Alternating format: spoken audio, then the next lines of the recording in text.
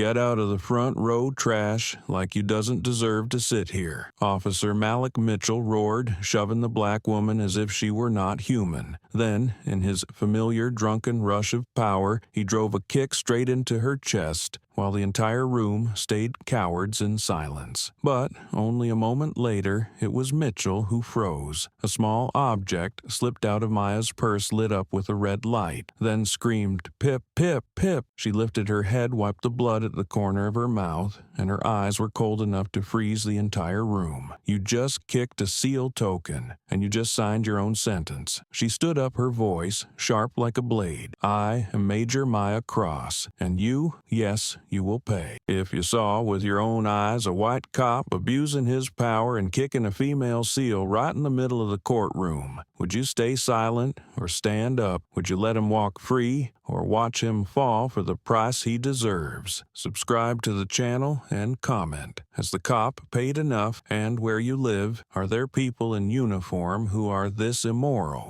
The millstone courtroom felt as if it were sunk in an old, heavy layer of air. Faint white bulbs reflected against a blotched ceiling, their light sliding over worn wooden benches that carried the gloom of a place where time did not change. Yet human fate was decided too easily. Each time wind slipped through the door crack, the chairs let out a dry creak that sounded like the sigh of people who once placed hope here and lost it on these very boards. In Millstone, everyone understood that verdicts were often decided before a witness could stand, and the pressure in the air made anyone entering slow down, as if stepping into a place where heads were meant to bow. The back door opened not loudly, not sharply, but enough for a few heads to turn. Maya Cross stepped in small, yet steady, her dark coat shaping her compact frame, her face bare of makeup, calm, as if she already knew exactly where she must go and what she must face. Her silence was not shy, but shaped by discipline, making those near her shift slightly, accede though they could not say why. In a room where eyes were trained to look at the floor to avoid trouble, the sight of a black woman walking straight, not bowing, not hesitating, made the room uneasy even before she spoke a word. From his post near the security podium, Officer Malik Mitchell saw her the moment the door closed behind her. He stood as he always did, legs set wide, hand near his holstered gun. His stern face, usually enough to make people shrink. But his eyes now held not routine control, but the instinctive suspicion of someone used to sorting people by skin color. He looked at Maya as if she were out of place, a presence that did not fit the order he imposed in the courtroom. Her calm irritated him because people were not supposed to stay calm when walking past him, especially a black woman he had never met. He watched each step she took and frowned slightly when she ignored him, something he considered a quiet insult. Maya did not notice any of those looks. She moved toward the front row as if already set on it, holding a deep blue file close to her chest. The edges were clipped tight, not a word visible, yet it seemed to carry a different weight, one no one could see but enough to make her keep it pressed against her. A few people glanced at the file, then looked away, unaware that what lay behind that cover could make not only one officer but an entire police department tremble if they knew. Her light steps made the room tenser, like a strange wind had slipped into a place built on constraint. When she reached the bench and sat, the room settled again, but not comfortably. Something had shifted, small but present, as if her quiet arrival had nudged the balance of a place long frozen in its own habits. The room grew strangely quiet when Maya sat down. No one knew who she was. No one knew why she had come, yet her presence created a small shift in the familiar rhythm of the Millstone courtroom. Mitchell kept watching her, his eyes unable to hide his irritation, as if her being there disrupted the role he believed he owned. Maya simply sat still, placed the file on her lap, and looked toward the judge's bench. Her expression closed, unafraid, steady, like someone waiting for the exact moment to step into her part. No one in the room realized that this calm was only the surface before before the real current appeared. No one knew why the small woman had come or what waited behind the file she carried. But one look at Mitchell's eyes showed he was trying to grasp something he could not yet name, that her presence was unlike anyone who had ever walked into Millstone's courtroom. A tension spread quietly through the cramped air, a question rising, even though no one dared speak it. Who was Maya Cross, and more importantly, why had she come here?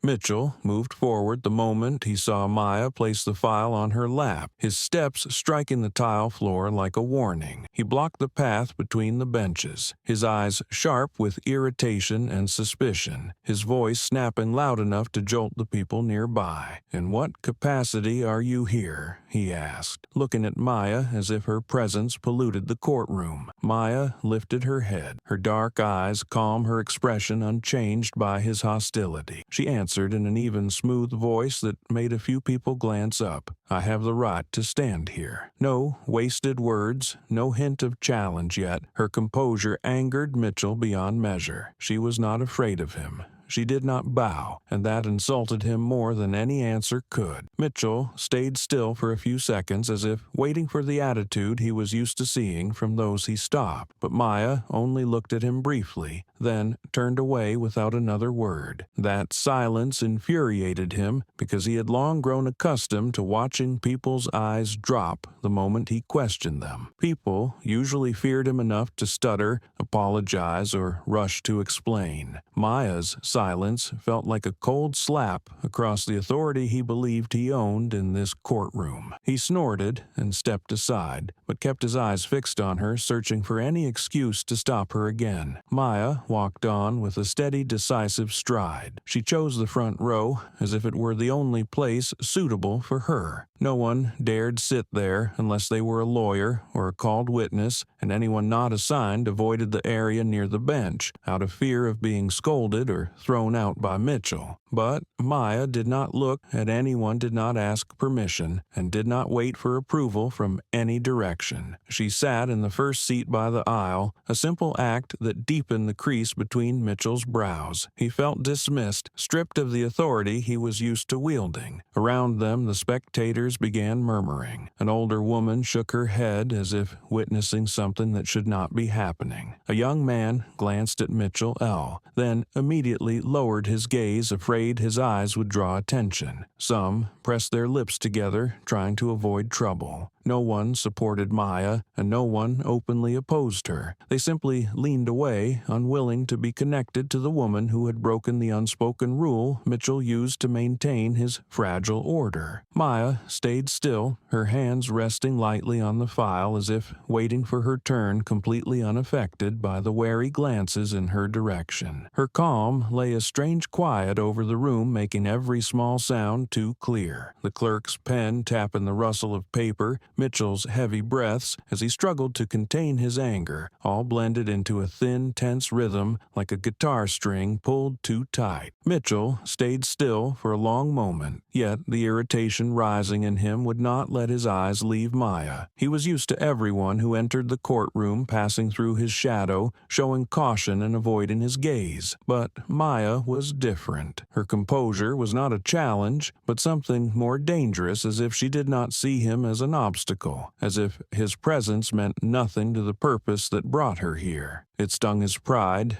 and made him want to find a reason to prove she had been wrong from the moment she stepped inside. Maya kept her back straight, her eyes forward, as if waiting for something. Mitchell stepped closer, ready to say more, but stopped when he noticed several people watching him, then quickly looked away. He knew that if he pushed further without a clear cause, the judge might grow annoyed. That held him back for the moment, though the anger inside him kept burning hot as coal with no release. The air in the courtroom grew heavier with every breath. Maya said nothing else, but each second of her silence left Mitchell more unsettled. He could not understand why she was here, or why a black woman dared walk past him with such ease. Anyone else would have apologized long ago, but Maya Maya was different, and that difference made him feel his authority slipping under the influence of someone he could not control. Meanwhile, the spectators sensed the tension building. Someone clicked their tongue softly in worry, and another glanced between Maya and Mitchell as if waiting for something to erupt at any moment. Each small movement felt amplified in the already suffocating space. Maya adjusted the file on her lap, her expression unreadable. That small action irritated Mitchell again. She did not tremble, did not look down, did not try to be polite. Everything about her clashed with what he expected from people he kept in fear. A thought flashed through him sharp enough to straighten his posture. He knew that if he did not assert his power now, he would lose a quiet battle he never believed he could lose. His eyes darkened as he prepared to say or do something stronger to force Maya into the order he demanded. The courtroom stayed wrapped in tense silence, and everything edged toward a point no one could foresee. One thing was clear: Mitchell would not stop. Contempt had caught fire, and he would drive this further than anyone imagined. The courtroom air was already tense, but from the moment Maya sat in the front row, that silence turned into a quiet challenge for Mitchell. He could not stand being ignored, and her calmness reflected the hollow authority he had used to intimidate people for years. His fingers tightened on his gun belt, his breath growing heavy as anger rose in him. He decided he could not let it end there. Someone like Maya could not be allowed to make him lose face in the place he considered his own ground. Mitchell walked closer each step, pushing the atmosphere back. The room watched him without daring to breathe because they recognized that walk, the walk of someone ready to unload his resentment on whoever crossed him. When he stopped beside Maya, his shadow dimmed the light around her. His hand rested on his gun belt, not to draw it, but to remind the entire courtroom that he alone had the right to shout, to command, to decide who could speak, who could stand, and who must bow. His voice burst out strained with anger, but loud enough for the back rows to hear every word. Who gave trash like you the right to sit in the front row like someone important? He said each word, pushed out with a contempt rooted deep in him. A few people flinched and glanced at one another. Others lowered their faces, pretending they saw nothing. Insults were not new in this courtroom, but the way he spoke to Maya carried something beyond his usual force, like a long-suppressed fury sparked by someone he could not bend to his will. Without waiting for a reaction, Mitchell continued, his voice rising into a roar that echoed off the walls. "Get to the back or get out," he barked, and the room fell into suffocating silence.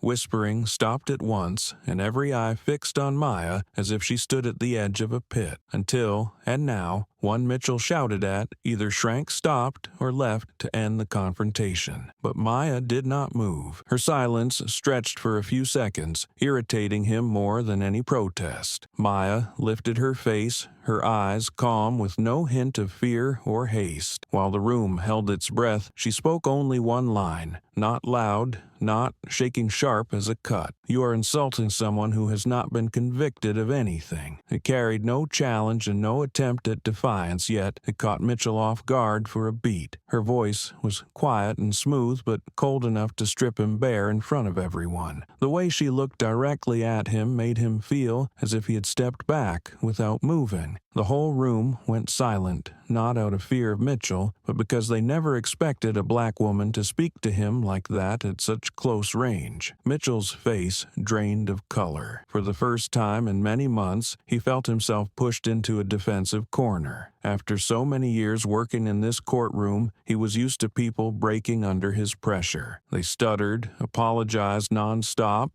and avoided his eyes, hoping to be spared. But Maya was different. She did not tremble or show fear. She was like a stone he could not move, and it unsettled him. He had never met anyone who looked at him that way, a look neither hostile nor submissive, yet able to choke the fragile authority behind his uniform. He stepped closer, trying to overpower her with his size and stare, but she did not look away. She did not need to stand or pretend to be strong. Her calm alone pulled the room's attention toward her spreading tension like a crack through glass. Even the smallest movement suddenly grew louder. The clerk stopped writing. A man in the back row exhaled as if swallowing a stone, and the older woman covered her mouth, afraid something serious had just been triggered. Mitchell clenched his teeth, his face heating with the feeling of being challenged in the space he considered his territory. He could not allow it. A black woman, a stranger, daring to speak against him in front of everyone was something he refused to let stand. His anger shifted into the urge to subdue the same instinct he had long used to handle those who failed to show proper fear. His breath grew heavier, his shoulders tightening and loosening like an animal waiting for the right moment to strike. Still, Maya sat exactly as before, her eyes unchanged. That steady calm pushed him further off balance. He felt as though he stood before someone whose reactions he could not predict. A strange truth flashed in his mind that her silence was more dangerous than any words she could have spoken. It stripped his control, made him feel his grip on power slipping away. The entire courtroom sensed it too. They looked at Mitchell, then at Maya, waiting to see whether the thin line between his restraint and his explosion would tear. The beast inside him was stirring, and it would take only one word, one small movement for it to break loose with the instinct he knew too well. Maya understood it, yet she did not look away from Mitchell. She did not step back, did not change her tone, did not reveal the slightest unease. Her calm made Mitchell, no matter how hard he tried to appear dominant, look like a man spinning inside his own anger. And when he shifted back a little, no one knew whether it was instinctive defense or surprise at the woman seated before him. Mitchell had won hundreds of confrontations in this courtroom through shouting and pressure, but this time he felt a clear helplessness facing Maya. A rising surge inside him had climbed to his chest, and he no longer knew what anger was and what was fear. Only one thought remained, that he had to reclaim the control he had lost at any cost. The room around them tightened as if waiting for thunder. Everyone sensed it. Mitchell would push this further.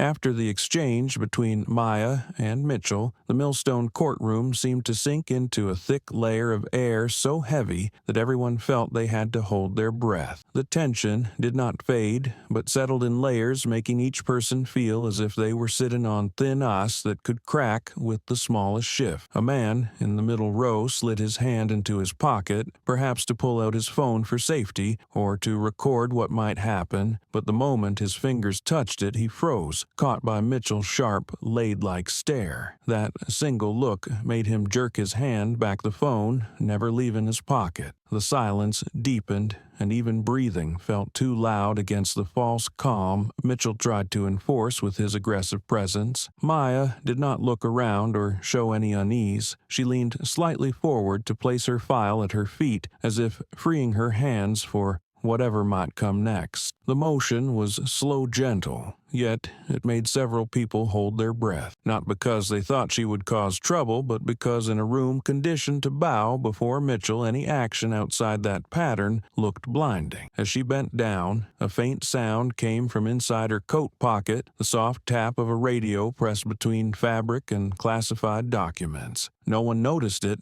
not even the person sitting beside her. But though the sound was light as wind against glass, it marked something that everyone would later understand as the first note of a coming storm. Maya straightened and lifted her gaze as if nothing had happened. She looked toward the bench, her eyes deep and sharp, not hot with anger and not cold with hatred, but the calm in them shone straight into the fragile ego Mitchell carried. He stood before her, his face tight, the corner of his mouth twitching, the sides of his temples pounding like drums. Veins stood out across his neck, swelling with each strained breath. He was holding himself back, but the restraint was thin as a thread that could snap at the slightest pull. He was used to suppressing others, used to commanding, used to watching people shrink. But Maya did not retreat. did not flinch, did not show pressure. It sent a heat like fire up his spine. He stepped forward again, shrinking the space between them. His foot hit the floor with a heavy thud that echoed through the unnervingly silent courtroom. A few people flinched and someone turned away, but kept watching from the corner of their eye. Everyone sensed that Mitchell's breathing had changed, no longer steady, quick as someone prodded at a weak point, yet trying desperately to appear strong. His gaze locked on Maya, but beneath the hostility there flickered something like fear of being exposed, fear of facing something he could not name. And with that fear simmering beneath his anger, the room held itself still fully aware that the fuse had already been laid, waiting for the spark that could ignite everything. Maya stayed seated, her back straight, her hands resting on her thighs. Her face held no challenge, yet it carried a steadiness that could not be moved. That alone pushed Mitchell back into the smallness he never allowed himself to feel. He shifted, clenched his jaw, his expression darkening like a cloud swallowing the last light in the room. The entire space seemed to hold still, waiting for his next move. An older man in the back row raised his brows. The woman beside Maya tightened her grip on her sleeve, and the young man behind the defendant's stand stared at Maya with reddened eyes as if witnessing something he both hoped for and feared. Aaron had seen many acts of abuse in his life, but never anyone like Maya. Her calm made him feel strangely protected, yet terrified that this very calm would set Mitchell off. Aaron opened his mouth as if to speak, but no sound came. His gaze stayed locked on Maya, trembling with helplessness. In his experience, everyone who stood before Mitchell lost, forced to kneel in subtle ways or openly. But Maya was different. He felt a surge inside his chest, part gratitude, part fear that what was coming would be more than he could bear. Mitchell saw all those eyes on him and burned hotter. He felt watched, judged, and measured, and it made him feel threatened. He stepped back, then forward again like a beast circling prey while afraid of revealing its own weakness. His anger smoldered like coals on the verge of breaking into flames. No one spoke, but the entire courtroom understood. Everything was leading to an irreversible moment, a point where all of Mitchell's restraint, hatred, and prejudice would erupt beyond his own control. The woman before him did not tremble, did not retreat, did not fear, and that was the spark igniting his unraveling. His breathing grew heavier. He tilted his head, looking at Maya with the intent of crushing her calm with violence. But Maya did not see him, or rather, did not allow him to matter. Her focus lay on the purpose that brought her here, a purpose no one in the room yet understood. The moment stretched like the breath before a storm, long enough for everyone to sense the truth. What was coming would no longer be words. It would be action. Action Mitchell knew too well and was too ready to unleash. Kick was coming. The courtroom stayed wrapped in a stone-like silence after the tense standoff between Maya and Mitchell, and that silence made every small movement sharper than usual. Maya did not look at anyone, nor did she react to Mitchell. Her attention was on the young man beside the defendant's stand, his face pale with fear. His shoulders trembled, his hands gripping the edge as if trying not to collapse. That made Maya tilt slightly, her gaze softening for a moment enough to show she recognized his helplessness. She rose from the front row, moving calmly, taking half a step toward him as if to steady him with her presence. Mitchell lunged forward at once, his voice exploding like a hammer hitting concrete. "Stop! You're not allowed near the defendant," he shouted loud enough to make a woman in the back row drop the pen in her hand. All other sounds vanished, leaving only his voice slamming into the walls and echoing back. He spoke as if addressing a dangerous fugitive, not a woman walking toward someone with complete calm. Maya paused for half a second, but did not turn toward him. She took another step toward Aaron as if his command did not exist. To her, it was only a step, but to Mitch, it was a slap to the pride he had built through years of enforcing fear. His eyes widened, his face flushing with the feeling of his authority being challenged. Thought vanished. Anger pushed past the thin barrier he had tried to maintain since the moment Maya entered. He charged forward, his heavy step cracking against the tile like a warning. He twisted his hips with the practiced motion of someone who had long used violence as leverage. The kick came without hesitation, a reflex shaped by a warped instinct. The black boot shot into Maya's chest hard enough that the people closest could not react in time. The impact landed with a dry, brutal sound, driving her coat into her ribs and knocking her off balance. Her body flew back, striking the wooden bench with enough force to draw startled gasps from those who jumped to their feet. The fall hurt, but it also sent a hidden object tumbling from her purse. A small black radio spun across the tile floor, its surface catching the cold white lights of the courtroom. It rolled to a stop near Mitchell's feet after 2 tight circles, as if finding its place at the center of the frozen room. The moment it touched the ground, a red light on its casing snapped on, flashing in a steady pulse, and the sound, pip, pip, pip, grew louder each second. The noise was not loud, but in a courtroom so silent that even breaths seemed audible, it rang like an alarm, pulling every eye toward Maya and Mitchell. A man in the back row shot to his feet, pointing with a trembling hand at the radio. "Look what device did she bring into the court," he said, his voice a mix of curiosity and fear. Others immediately stood or stepped back, half a pace out of instinct, unsure what the sound meant, but certain it was not something an ordinary person would carry into a courtroom. A woman pulled her child closer into the corner of their seat, wanting distance from the flashing red light. Each pulse felt like a cut through the already strained air. Mitchell, not understanding what was happening, rushed down and grabbed the radio. He clutched it as if it were evidence of Maya's crime, shaking it hard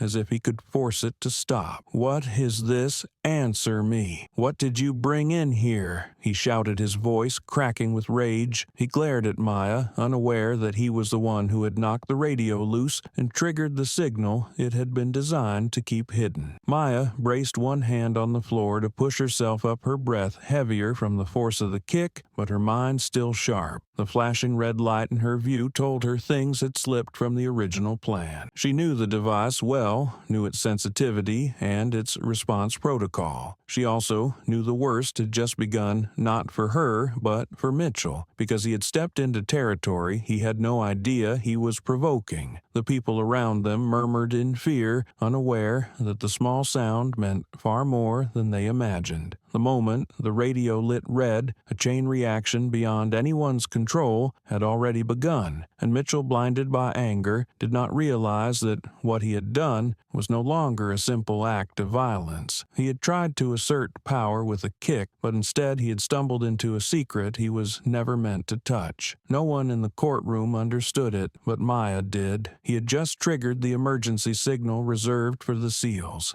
The kick still left a dull ache running through Maya's chest, throwing her breath slightly off for a moment. Yet nothing in her expression showed weakness. She pressed her hand to the floor, using her arm and shoulder to push herself upright, each movement slow but firm, as if she had risen from situations far worse. Her eyes fixed on Mitchell, holding the radio, the red light casting a warning glow across his face he could not understand. Maya spoke, her voice low, not loud, but carrying the weight of a command shaped by battle. "Give it back to me. If not, you will face real trouble." The line held no threat, no plea, only a cold prediction of what would happen if Mitchell kept pushing into a danger he did not know he was standing in. Mitchell froze for a beat, but the pause vanished under the surge of anger smothering his reason. He looked at the rad, then at Maya, feeling as if she were ordering him, and it made his warped pride flare. Before he could spit out another insult, a young officer rushed from the hallway, fear in his eyes as he saw Mitchell gripping the radio like incriminating evidence. He grabbed Mitchell's arm, pulling it down, while speaking in a hurried whisper. "Mitchell, stop. She is not someone you want to mess with." His voice shook, trying to stay quiet enough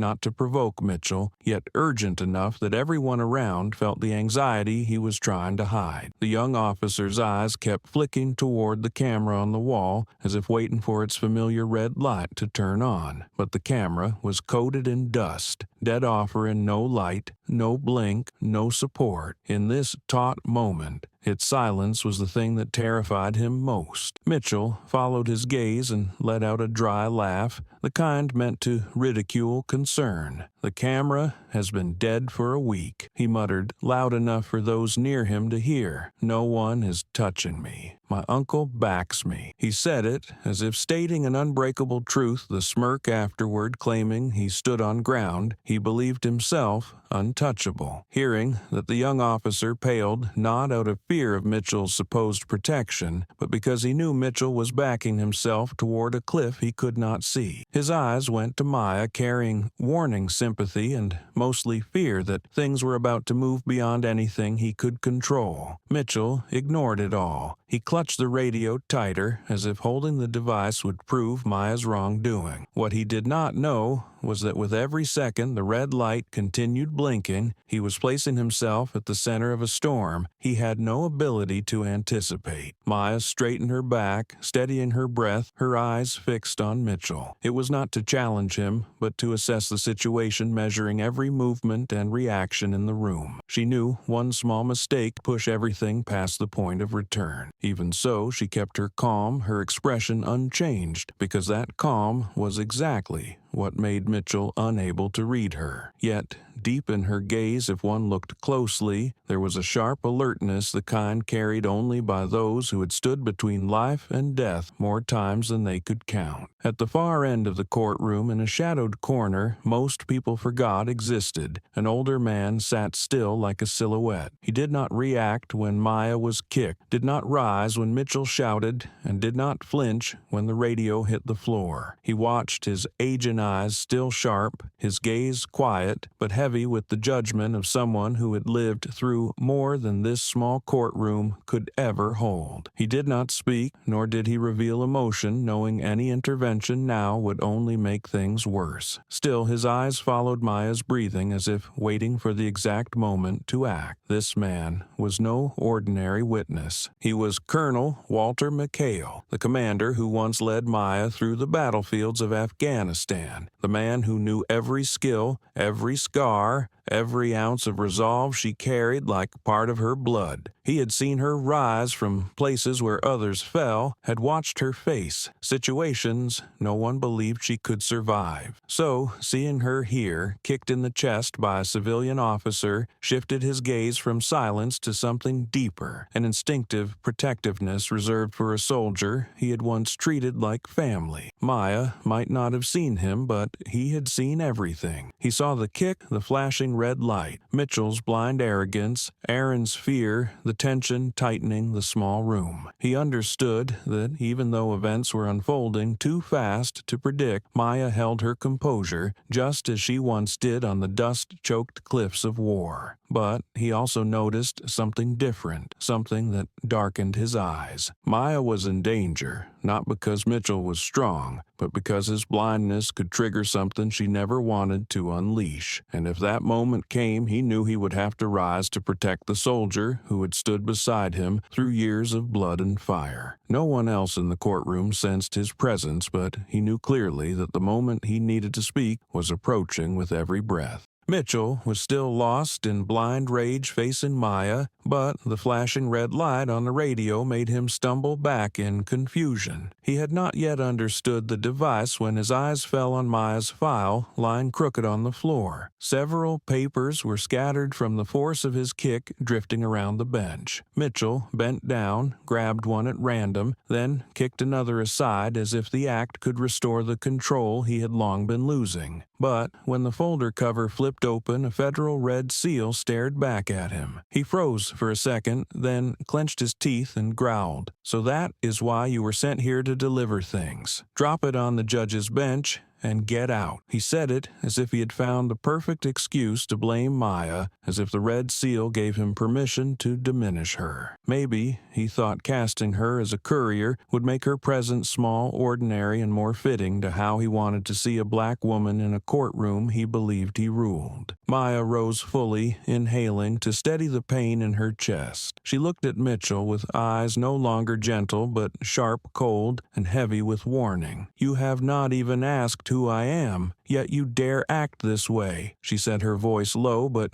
cutting clearly through the tight silence. It was not the tone of someone defending herself, but of someone questioning the ethics of the man before her. Her words exposed the lawlessness Mitchell had allowed himself to sink into for years. Mitchell opened his mouth to retort, but his voice died when a rough, steady tone rose from the back of the room. "Look at her arm." The voice was not loud, but it carried authority, and people turned at once. Some stood to see better. In the last row, the older man who had been watching from the beginning rose slowly, his gaze fixed on Maya's arm where her sleeve had slipped during the fall. A long scar ran beneath the white lights. He stepped half a pace forward, eyes locked on the scar. "That scar belongs to a seal." The room tightened until even a pin drop could be heard. Anyone familiar with the seals knew it was not the mark of a normal injury. It was the kind earned only by those who endured special operations training or missions of life and death. Whispers broke out. Someone covered their mouth. No one had imagined that a small, simply dressed black woman could carry the mark of one of the most elite forces in the United States military. Colonel Walter McHale moved farther into the aisle, his eyes hardening, his voice ringing clear and solid. "If she truly is a SEAL, then he has just committed a federal crime." All eyes in the room shifted to Mitchell, the man who had kicked Maya without hesitation. The silence grew so heavy he could hear his own heartbeat pounding like a hammer inside his chest. He looked at his feet, at the scattered papers at Maya, then back to the scar on her arm. The word SEAL echoed in his mind like an alarm. His spine went cold, a paralyzing chill running through each vertebra. "No, no way," he whispered, but the words barely formed before his eyes widened, twitching as realization crept in. He looked at Maya, not with contempt for the first time, but with real confusion. Every ounce of arrogance and aggression he displayed moments earlier collapsed under the weight of those two letters. Mitchell swallowed hard, his throat tightening. He recalled the force of his own kick the way Maya had been thrown backward. If she truly was a SEAL, if the device belonged to the military, if the papers scattered across the floor carried federal seals, then every action he had taken carried consequences far beyond this small courtroom. For the first time since the session began, he understood he might have made the biggest mistake of his life. Maya quietly watched his reaction. She did not speak, nor did she show satisfaction. She simply stood still, waiting for the truth to surface on its own. Her stillness only deepened Mitchell's panic. He wanted to deny everything, to order someone to remove her, to insist he had not known. But his throat locked, and every word slipped away before he could shape it. Colonel McHale looked directly at Mitchell, his aged eyes firm enough to make those nearby feel the floor tremble. He had seen soldiers regret their mistakes on battlefields, but Mitchell's fear was not regret. It was the dawning realization that he had struck something far beyond his reach. The courtroom shifted. The once cautious spectators now stared at Mitchell with anger or shock. They understood this was not a quarrel between an officer and an unknown woman. From the scar, from the device, from the papers marked red, from the firm voice of the older man, everything was forming a picture needing only its final piece to reveal the truth. Mitchell glanced at Maya again, his eyes jerking when he realized she still stood steady, unshaken by the kick, and that frightened him more than any rumor could. A normal person could not stay that composed after being attacked. A normal person would not have a colonel stand up for them. A normal person would not bear a SEAL scar. Maya's calm gaze and unwavering posture seemed to say everything unfolding was already in her plan. Mitchell felt his legs go numb as if they no longer belonged to him. He had kicked the wrong person, and he was about to learn just how wrong he was. No one in the courtroom understood how serious the blinking signal on the radio was until the sound outside rolled in like a muffled thunderclap. First, it was only a distant rumble, like a convoy moving at high speed. Then, it shifted into the sharp, unmistakable wail of a military siren. People looked at one another in sudden panic. The red light on the radio kept flashing in Mitchell's hand, and the moment that first siren reached them, Maya knew the signal had gone through.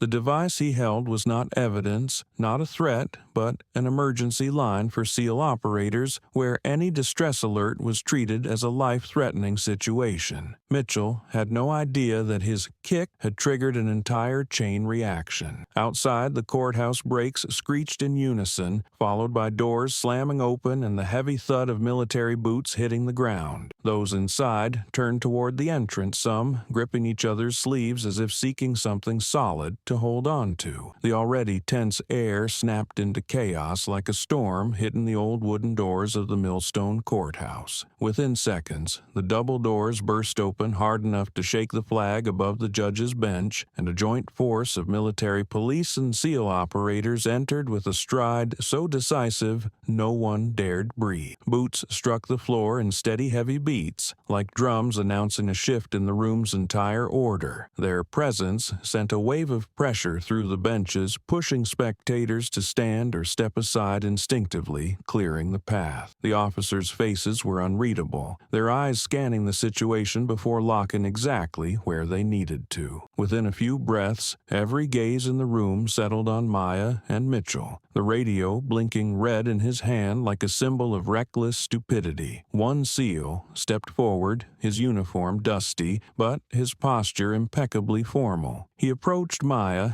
and placed a hand gently on her shoulder, the touch light familiar unmistakably, that of a soldier greeting a returning teammate. His voice was firm, but low enough for her to hear first. "Major, we arrived a little late." The words cut through the air like a blade. They needed no emphasis yet. Their calmness stunned everyone, carrying a respect shared only among those who served. A woman in the middle row covered her mouth, and the young man behind her froze his eyes wide as if he had witnessed the impossible. From the bench, the judge rose slowly, his gaze leaving the papers before him to study Maya, trying to piece together the fragments he had observed over the past minutes. Mitchell, who had shouted and kicked hard enough to send Maya backward, now looked as if he had been nailed to the floor. He stood rigid, still gripping the radio, his fingers trembling and turning pale at the knuckles. Mitchell stared at the soldiers, then at Maya. He stammered each word, scraping out of his throat. She hid her identity. "I did not know who she was." He spoke, as if hoping the claim would soften what had happened, as if everything could be written off as a harmless misunderstanding. But his voice shook, thin and weak, stripped of its usual aggression. He could no longer bark a command, because the moment the military walked through the door, his position in the room had shifted. Maya looked at him, her expression no longer calm, but cold sharp, cutting through the last illusions he clung to. She bent down to pick up the deep blue folder he had kicked open. Holding it with both hands, she straightened her shoulders as if it was time to place everything onto the scales of justice. "I did not come here today only as a witness," she said, her voice clear and firm, each word landing like a slow unsealing of charges. "I came to make sure you pay." The line cracked through the courtroom like breaking glass. No one had ever heard a voice so controlled yet so cutting. Maya opened the folder slightly, revealing the pages stamped with federal red that Mitchell had glimpsed earlier. "In my hands is the investigation file on the Millstone Police Department's abuse network." She did not raise her voice, but everyone heard her clearly because they were holding their breath, terrified to miss even a single word. Mitchell looked at the pages, then at Maya, then at the soldiers blocking the exit. He realized the only path out of the courtroom led not outside, but straight into federal custody. His face drained of color, as if the blood had left it in seconds. nervous. He wanted to deny, to blame, to say he had not known that he had followed protocol, but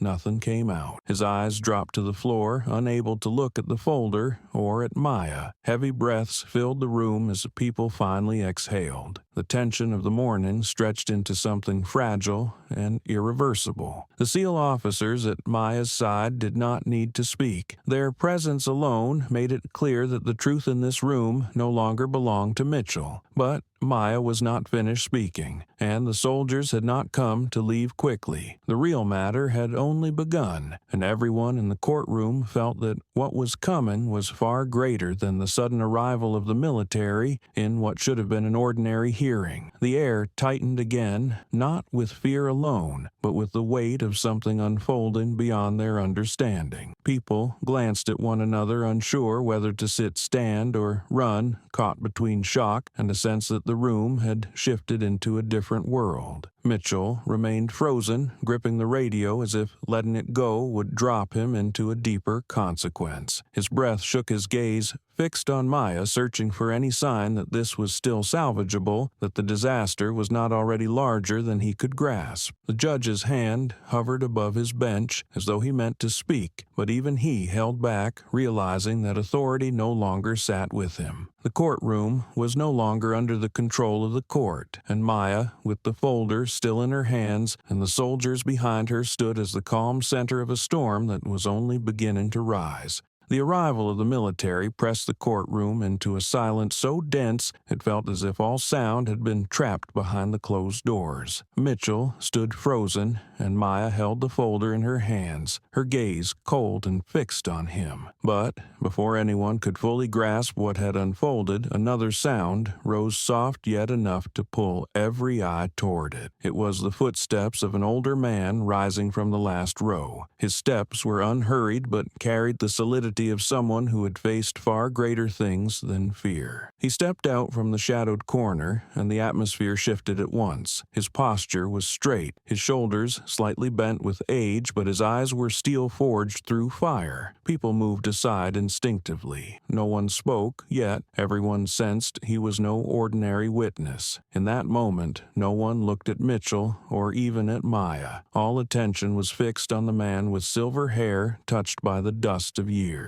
When he stopped in the aisle, the white courtroom lights revealed a stern, unmistakable resolve on his face. He reached into his coat and drew out a worn military ID kept clean despite its age. As it caught the light, the room fell into breathless stillness. "I am Colonel Walter McHale, and I commanded her in Afghanistan," he said, his voice low, clear and firm, carrying enough weight to chill the spine of more than one person in the room. It was not a simple introduction, but a declaration that the woman standing in the center of the courtroom was no civilian to be insulted or dismissed. Whispers burst through the rows like a gust of wind. Some covered their mouths, others clutched their chests, and some leaned to ask the person beside them if they had heard correctly. "Colonel, Afghanistan, is that real?" a woman murmured to her friend. Shock, fear, and disbelief rippled together, creating a wave of restless noise that bounced through the room. But moments later, when Colonel McHale stepped half a pace closer to Maya, the room fell silent again. Mitchell stared at him, his ears ringing with fear. He knew the ranks, knew vaguely that a colonel never appeared in ordinary civilian hearings. He had never imagined a man of such rank would rise in a case where he was the one causing trouble, much less to defend the woman he had kicked in the chest. His face drained, his lips trembled, and his eyes darted without finding anything to hold on to. Colonel McHale stared back, without blinking, the gaze of someone who had seen life and death and knew the difference between true courage and the cowardly violence of those who hid behind weak authority. He did not step closer to Mitchell, yet his presence weighed on him 10 times heavier than the kick Mitchell had delivered moments earlier. earlier. I just witnessed you kick a SEAL major straight in the chest," he said, each word hitting the room like a hammer, crushing the last fragments of Mitchell's arrogance. Every syllable of kick straight in the chest made Mitchell shudder, and the word major forced him to stumble half a step back, his leg brushing the bench before momentarily buckling. This was no comment from a bystander, but the final assessment of a commander who had led soldiers into war. Mitchell felt his chest tighten, his breath break, and fear wash over him completely. Without waiting for a reaction, the colonel continued, his voice steady, as if placing stones on a table. "I am prepared to testify before a military court, and I also want to know why a civilian officer attacked someone without cause inside a courtroom." He did not shout or rage, but the cold clarity in his words froze the entire room, as if the temperature had dropped below freezing. The spectators gaped, stunned that in a space where they were used to seeing Mitchell hold power, the presence of a colonel flipped his position instantly. Mitchell could no longer speak. He stood rigid, clutching the radio without the strength to tighten his grip. His trembling was visible, impossible to hide behind the hardened facade he had used to intimidate others for years. Colonel McHale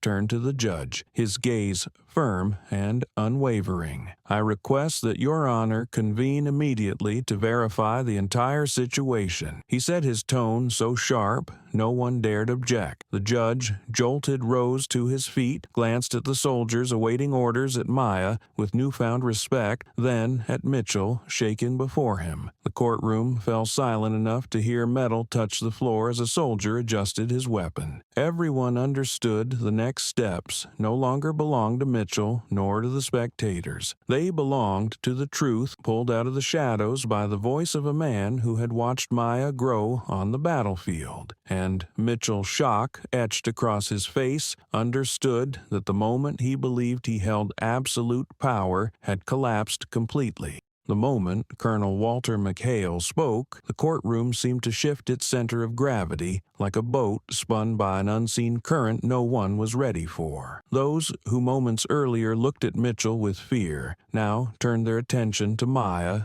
and the colonel behind her. The weight of rank testimony and long-buried truth crashed over the room, forcing the judge to straighten and take in the situation anew. He set his pen down, his hand trembling slightly, but his eyes sharpening with a seriousness far stronger than the weary expression he had shown at the start. He looked at Mitchell no longer with the hesitation or quiet compromise he often showed toward a security officer. "Officer Mitchell, remain where you are." The judge said, his voice firm enough to make several spectators flinch. He did not need to raise it. The authority in the tone silenced every whisper instantly. Mitchell looked up, his face drained, his eyes widening in disbelief that the judge would dare speak those words in front of everyone. To him, this courtroom had long been his private stage where he could belittle or intimidate at will unchallenged. But now the judge's command cut through the habits of power he had built for years. "He is actually shocked," a woman whispered to her neighbor, but the room fell back into suffocating silence as everyone waited to hear how Mitchell would respond. Mitchell swallowed hard, gripping the radio and forcing a facade of control. "She is impersonating." He stammered each word, struggling to find its way out. "I thought she was a threat to the courtroom." He spoke quickly, desperately, reaching for any rope that might pull him from the widening pit beneath him. His tone was fractured, stripped of its usual aggression. A few people shook their heads, others frowned, because his excuse was far too weak to cover the truth. Before them, he was the attacker, and Maya had done nothing but walk and rise from his kick. Maya stood a few steps away, facing the judge. She showed no triumph, no anger, only a level calm that held the room still. She stepped forward, holding the reorganized folder, and placed it on the judge's bench. The soft sound landed clearly, marking another turning point in the hearing. "This is the internal investigation order," Maya said, her voice steady and cold, every word exact. "I'm here under federal directive." The judge looked at the red seal on the document,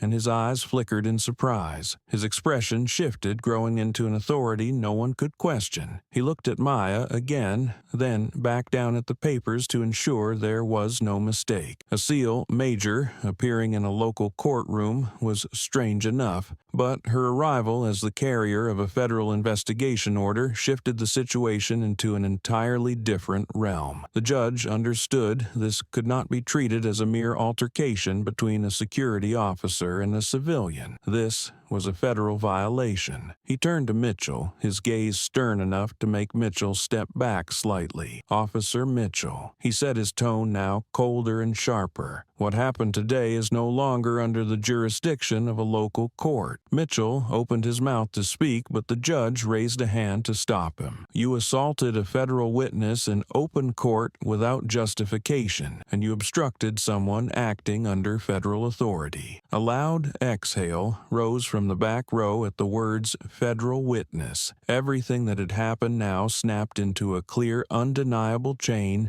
leaving people both shocked and angry. The man who tried to hide Maya's radio, who yelled at her and demeaned her, who kicked her while she stood still, was now facing charges from the very system he believed protected him. The judge lifted his gavel, his hand steadying after a few tense tremors. He raised it high, the courtroom lights reflecting off the wood as everyone held their breath. "Based on what has been witnessed," he said, pausing to ensure every eye was on him, "the court orders the detainment of Officer Malik Mitchell for assaulting a federal witness." The crack of the gavel hit the bench like thunder inside a room already stretched to its limit. Instinctively, everyone turned toward Mitchell. He stood frozen, pale as paper, his eyes darting around for an escape that did not exist. His mouth opened, but the only sound that left him was a fractured breath. Military police stepped forward with practiced precision, taking their positions on both sides of him before one reached for his wrist. The metallic click of the handcuffs echoed sharply, making several people step back. Mitchell stared at them as if they were foreign objects, unable to comprehend that they were meant for him. But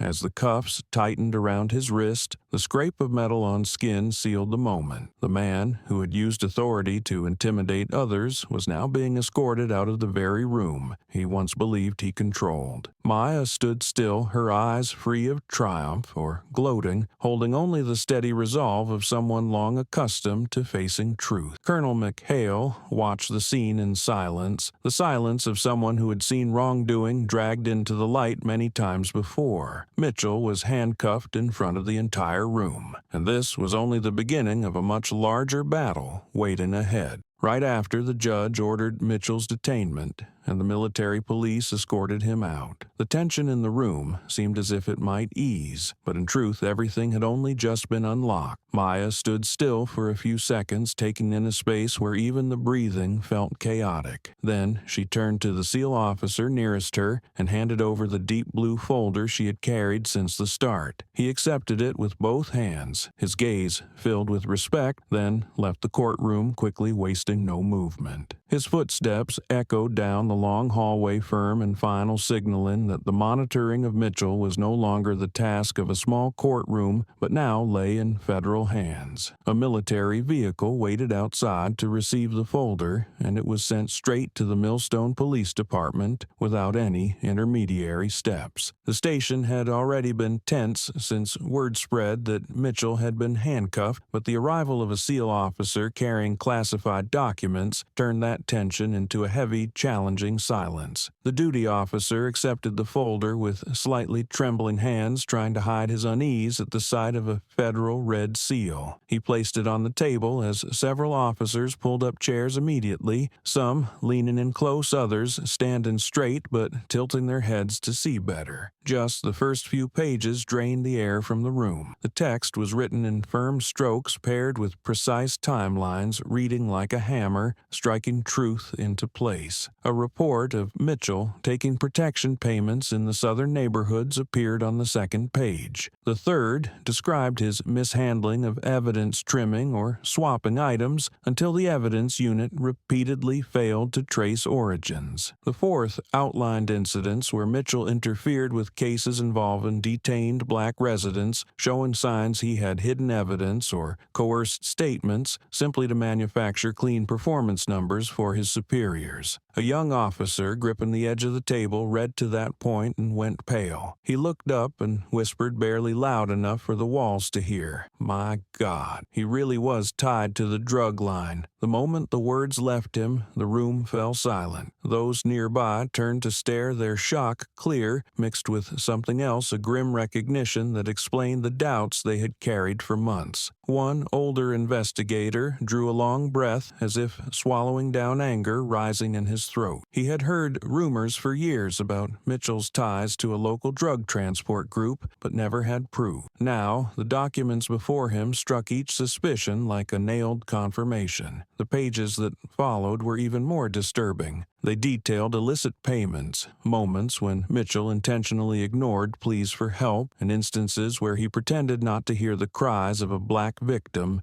beaten at a corner just 2 blocks from the station. The truth peeled back in layers like bricks, breaking off a long, rotted wall, each layer colder and more chilling than the one before. Another young officer flipped halfway through the file and froze his eyes locked onto a highlighted section. "Look at this," he said quietly, pointing to a line marked in red. More officers crowded around the small wooden table, trying to fit into the narrow space. The line read, "Covert contact between Officer Malik Mitchell and the Southgate Crew Narcotics Transport Group. Suspected protection." A wave of shock mixed with outrage swept through the room as everyone exchanged stunned glances. The duty officer immediately grabbed the internal phone and called the senior inspector's office. "We need to initiate an investigation now," he said, his voice firm, all traces of earlier tremors gone. "This is federal documentation. Mitchell is not an isolated case." 10 seconds later, a second call went out, this time to the agency coordinating with the FBI. Urgent alerts were issued, and in less than 5 minutes, a formal investigation was opened under direct federal oversight. Mitchell's file was labeled priority, at once something rarely done for a low-ranking officer. But the evidence revealed, paired with SEAL involvement,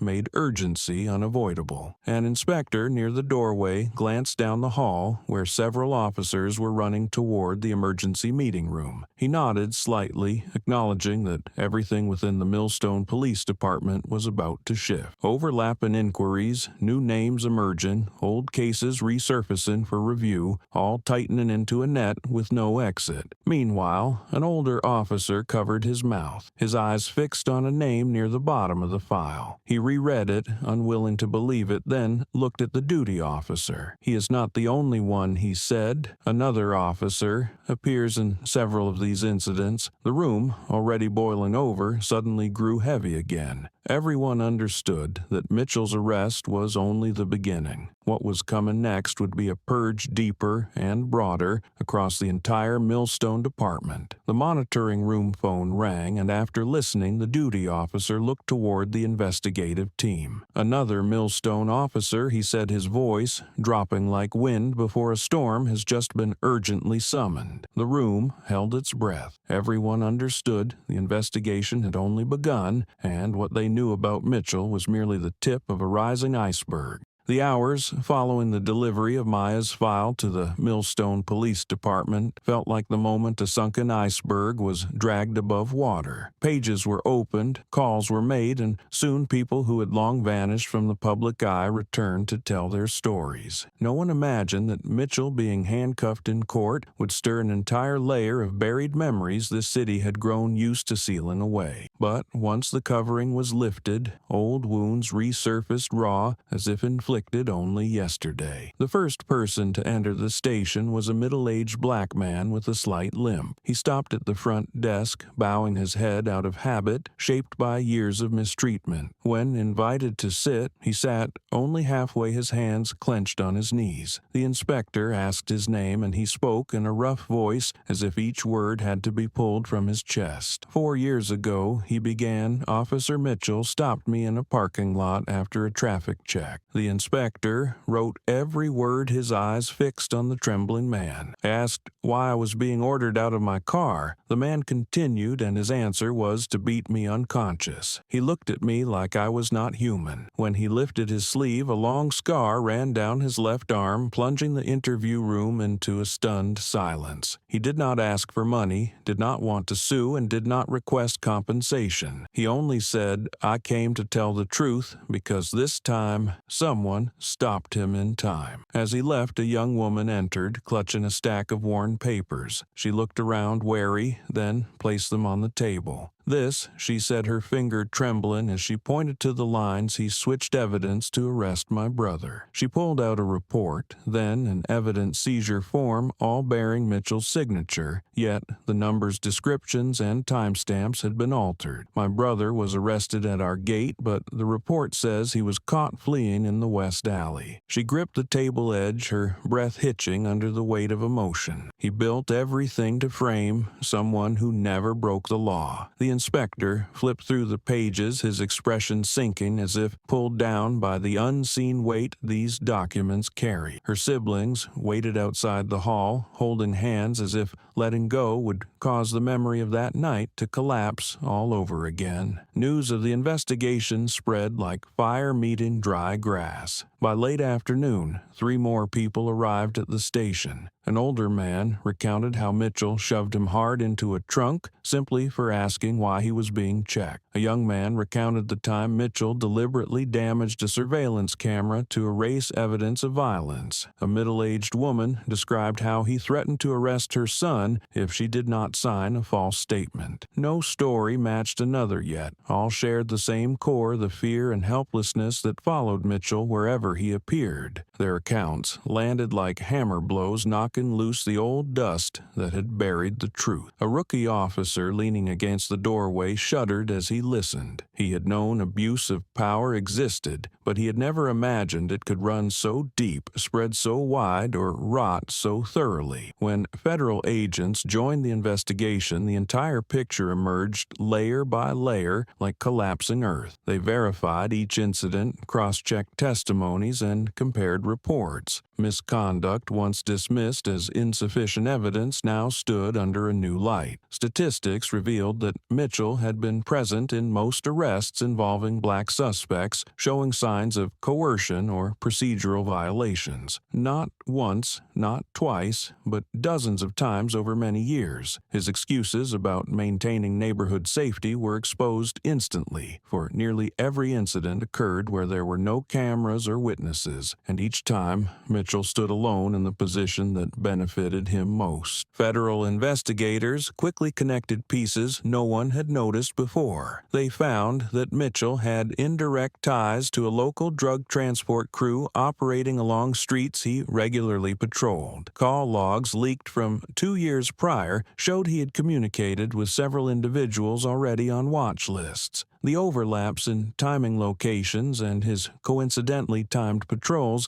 left federal inspectors with no doubt that Mitchell was not only abusing his authority, but using it to protect an underground network. The deeper they dug, the clearer it became that Mitchell was not acting alone. Records showed he had filed altered reports to shield certain officers whose involvement in suspicious incidents matched his own frequency. Some had been accused of assaulting detainees. Others had vanished from their assigned posts for unexplained hours, yet all escaped scrutiny thanks to reports signed by Mitchell. Federal agents pieced the pattern together and understood that if Mitchell was the loud, obvious shield, the ones behind him were far more adept at hiding. He was merely the arm, the cover, the decoy meant to draw attention, while the larger actors stayed in the dark. Each layer of truth peeled back left the atmosphere inside Millston headquarters drained of air. despair. Honest officers felt their throats tighten with regret. They had suspected Mitchell, yet lacked the evidence to speak out. Others bowed their heads in shame as they realized they had unknowingly stood beside him for years, protecting not a colleague but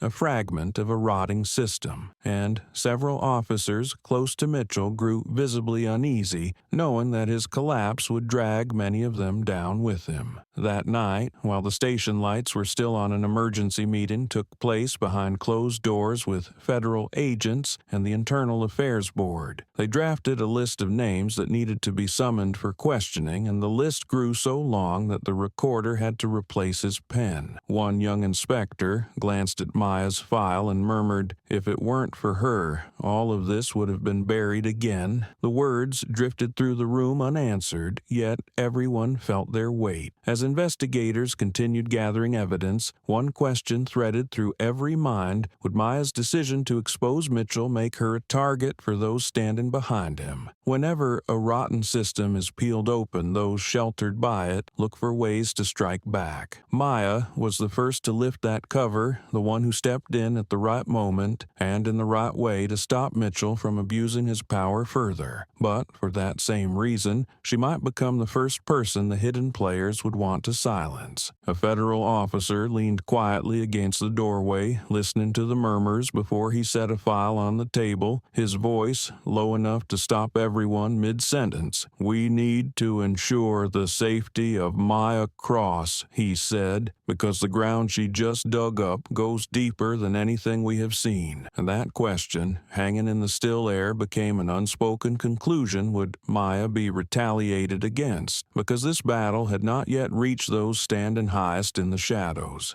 As soon as the investigation shifted fully toward the internal affairs of the Millstone precinct, Mitchell was removed from the temporary holding cell and taken to the federal interrogation wing. Without the uniform he relied on, without the gun belt that once created fear for him, without the flattering looks of subordinates or the cautious eyes of civilians, Mitchell sat before a cold metal table, his wrists locked in cuffs, his shoulders slumped, as if the weight of every crime exposed in the file had landed directly on him. The room was lit by harsh, blue-white fluorescent lights that made his pale face look a decade older. A federal investigator opened the folder in front of him, turning each page slowly, deliberately, as though forcing Mitchell to absorb every accusation line by line. When the first page was rotated toward him, Mitchell tried to look away, but the investigator placed a hand on the edge of the paper and turned it back again. "This states," the investigator read, "that you took money from 3 crews in the Southgate area in exchange for shaping your patrol routes so they could move product freely." Mitchell shut his eyes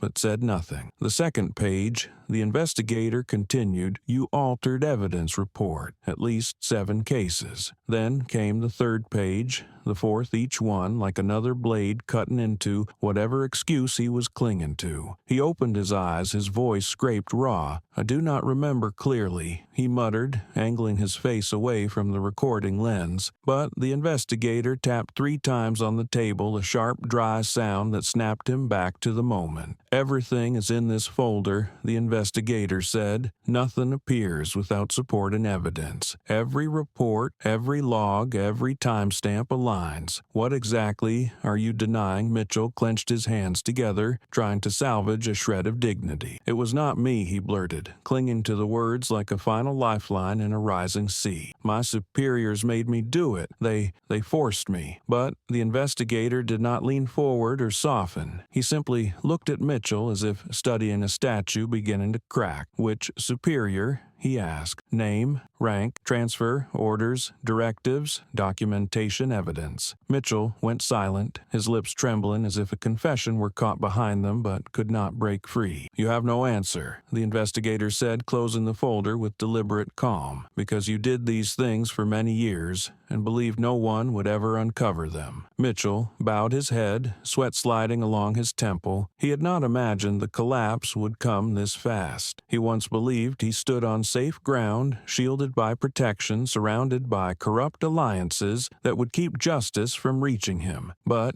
Now, the heavy cuffs around his wrists served as the only reminder he needed that everything he depended on was crumbling like sand beneath his feet. The interrogation room door opened quietly without a sharp sound. Yet the air shifted instantly to something colder the moment Colonel Walter McHale stepped inside. He was not in uniform, but in a simple khaki jacket, though his straight posture and slow, deliberate steps made Mitchell lift his head at once. In that brief moment, Mitchell saw the bearing of a man who had commanded soldiers who had led them into battle, who understood responsibility, honor, loyalty, and sacrifice, and that contrast alone stabbed through him like a sudden ache. The colonel looked at Mitchell without anger, but with a depth of disappointment that only someone older, someone who had seen real integrity could hold for a man who had violated the most basic tenets of decency. He stepped to the table, stood beside the investigator, and spoke only one sentence, but it struck Mitchell like a blade. "I have watched my soldiers take bullets to protect civilians, and you only know how to kick a woman." The room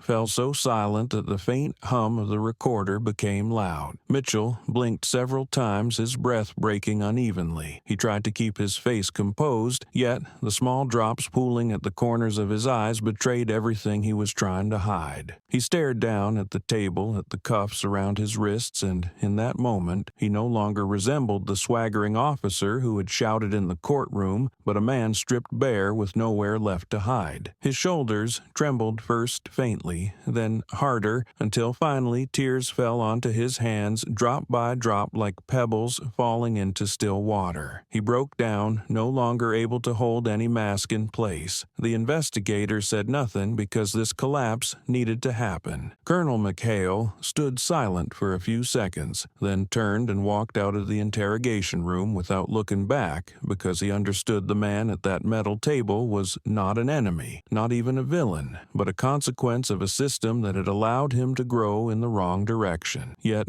none of that changed the truth Mitchell had to answer for what he had done. When the door closed, the investigator gathered the folder and rose. "We will return shortly," he said, leaving Mitchell alone. The soft sounds of his sobbing mixed with the flicker of the fluorescent lights, then settled into a long stretch of darkness-like quiet. Mitchell knew he had reached the end of every escape. No more excuses, no more shields, no one left to blame. He looked up at the camera, his eyes red with despair, as if begging someone to hear him to understand him, but the camera had no mercy. It recorded only the truth, precise and cold. Outside the interrogation room, the steady footsteps of federal agents passed by like slow drums, announcing the next stage of justice. Another investigator approached with a new stack of papers, placing it on the table near the door, with the heavy air of someone who knew he was not carrying good news. "Prepare the indictment," he said quietly. The federal team was ready, and Mitchell would face everything. When the last tears were still drying on Mitchell's face in the interrogation room, the federal system had already moved like a giant machine, jolted awake, precise and relentless. There was no siren and no dramatic announcement, only a quiet shift in the air that everyone who worked in law enforcement recognized. Once the federal level stepped in, tone changed. Everything followed a strict sequence built from years of polished procedure, and the case rose in weight with every step. Mitchell's name appeared on internal boards, flashed across secure emails between distant offices, and landed in urgent reports that made even longtime federal staff pause for a moment. He was no longer a disruptive officer who had caused trouble in a courtroom, nor a man who abused power in a neglected neighborhood where few could defend themselves. He had become an official federal target, and the record showed 3 charges that locked around him like tightening metal restraints he could not break or bargain with. The first charge was assaulting a federal witness, a crime heavy enough to end his career instantly and push him into prosecution with no hope of a quiet resolution. Even officers with decades of service had been taken down by far less. The second charge linked him directly to a drug ring. Notes, covert exchange exchanges, statements, and carefully stitched timelines revealed connections that had once been hidden behind shadows and silence. The investigation laid out his direct and indirect involvement, drawing lines between his presence and the flow of illegal substances through the city. The final charge cut deeper than anything else, not because of its legal complexity, but because of what it exposed. It named him responsible for systemic abuse of power and repeated violence. Incidents once dismissed as unclear reports or written off as misunderstandings were now stacked together. They formed a complete picture, one that left no room for excuses. His actions were not isolated mistakes, but part of a long-standing pattern that had damaged the community he was supposed to protect. When the indictment was finished, it traveled quietly through secure channels until it reached Maya for confirmation of her statement. She sat alone in the evidence room with a neat stack of documents laid out in front of her. The ceiling light cast her shadow long across the table, a calm silhouette against the sterile walls. She held the pen without writing, allowing herself one long breath after days of tension and pressure. Her eyes followed the lines describing the hearing, the kick the radio, and the moment the military personnel rushed into the courtroom. Every word recalled seconds that had stretched into something far heavier. Then she signed. Her signature was steady, each stroke confident the same way she carried herself from the day she joined the service. Next to her signature, the recorder wrote down her brief statement. "I only did my duty." 6 words that held the full weight of her character. She did not search for praise or recognition. She did not want her role to be exaggerated or used to humiliate a man already facing collapse. To her, duty was straightforward. It was never personal, and it never needed applause. While Maya completed her part, the federal investigators reached out to Mitchell's past victims. The first was the man beaten in a parking lot. He walked into the interview room with a steadiness he had not shown before, his shoulders no longer tight with fear, because he knew Mitchell was locked up and unable to reach him. He spoke clearly, describing the night he had been assaulted, remembering details he once forced himself to forget just to move on. A young woman arrived next, the one Mitchell had framed by planting evidence to arrest her brother. She walked in with her mother beside her. Her eyes still carried redness from memories she wanted erased, but her hands no longer shook. She told the investigator about the pressure Mitchell placed on her the night she was forced to sign a false statement meant to destroy someone she loved. Then came others. People Mitchell had threatened, people who had avoided him on the street, people who felt their stomachs twist every time his patrol car rolled past. They now sat straight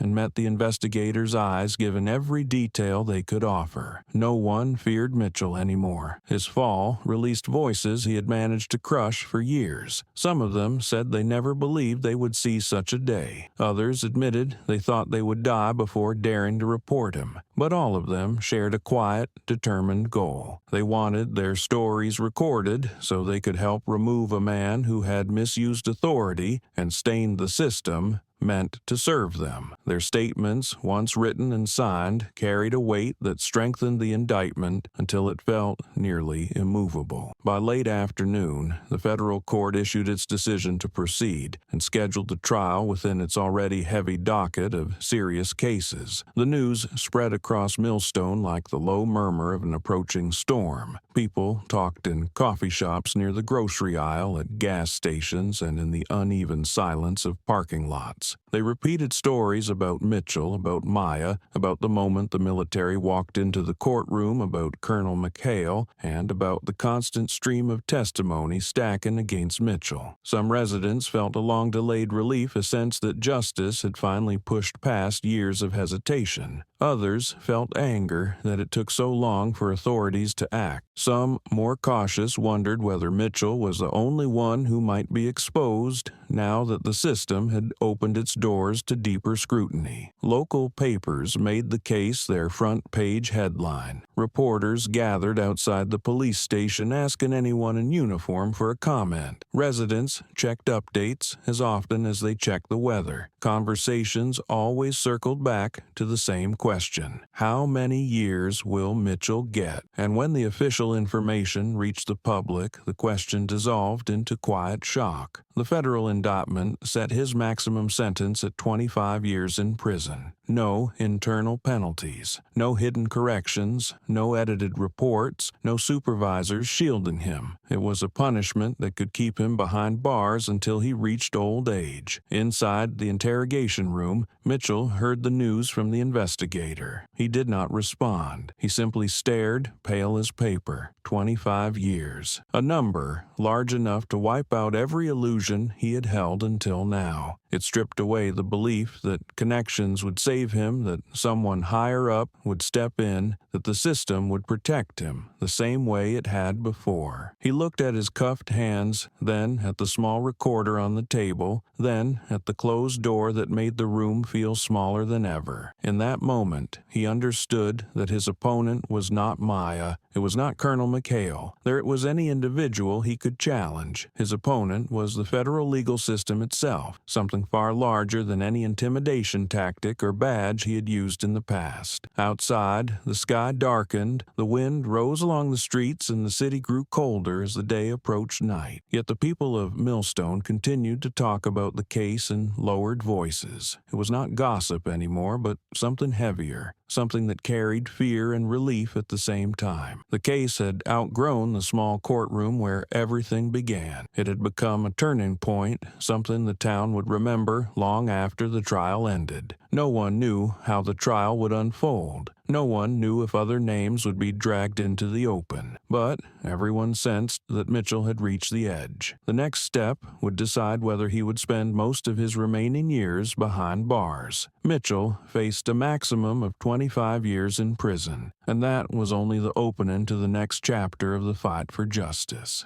On the morning of the federal trial, the sky over Millstone carried a thick gray tone, like the dust of an old book just opened. There was no rain, but the air was heavy and damp, and the streets leading to the federal courthouse were packed with locals who came to witness the fall of a name that had once terrified them. Outside the building, reporters set up cameras, residents crowded together, and quiet chatter rose from every direction. Mitchell once believed no one would dare challenge him, but this morning H.E. understood that his appearance had become an event the whole city refused to look away from. When the transport van stopped at the steps, 2 military police officers opened the door and pulled Mitchell out. He no longer walked as if the ground belonged to him, no longer cast the proud downward stare he had worn during his years of ruling the Millstone precinct. He stumbled, his legs heavy, like they were weighed with stone, his face gaunt after the days in custody. His wrists were still cuffed, and the wrinkled gray inmate uniform made him look smaller and scattered like a shadow warped by the very life he once thought he controlled. Murmurs followed him through the crowd, many people avoiding his eyes while others watched him with open anger. The federal courtroom was much larger than the local one, the lights brighter, the ceiling higher, yet the air heavier by far. When Mitchell was led inside, he felt as if the whole room tilted toward him, every gaze landing at once, pushing him toward the urge to run, though there was nowhere left to go. He saw Maya in the witness section, calm, neither angry nor shaken, and her steadiness tightened something in his chest like he had swallowed ice. She looked nothing like someone he had once knocked down with a kick, nothing like the fragile victim he had imagined. She stood like a complete soldier, steady upright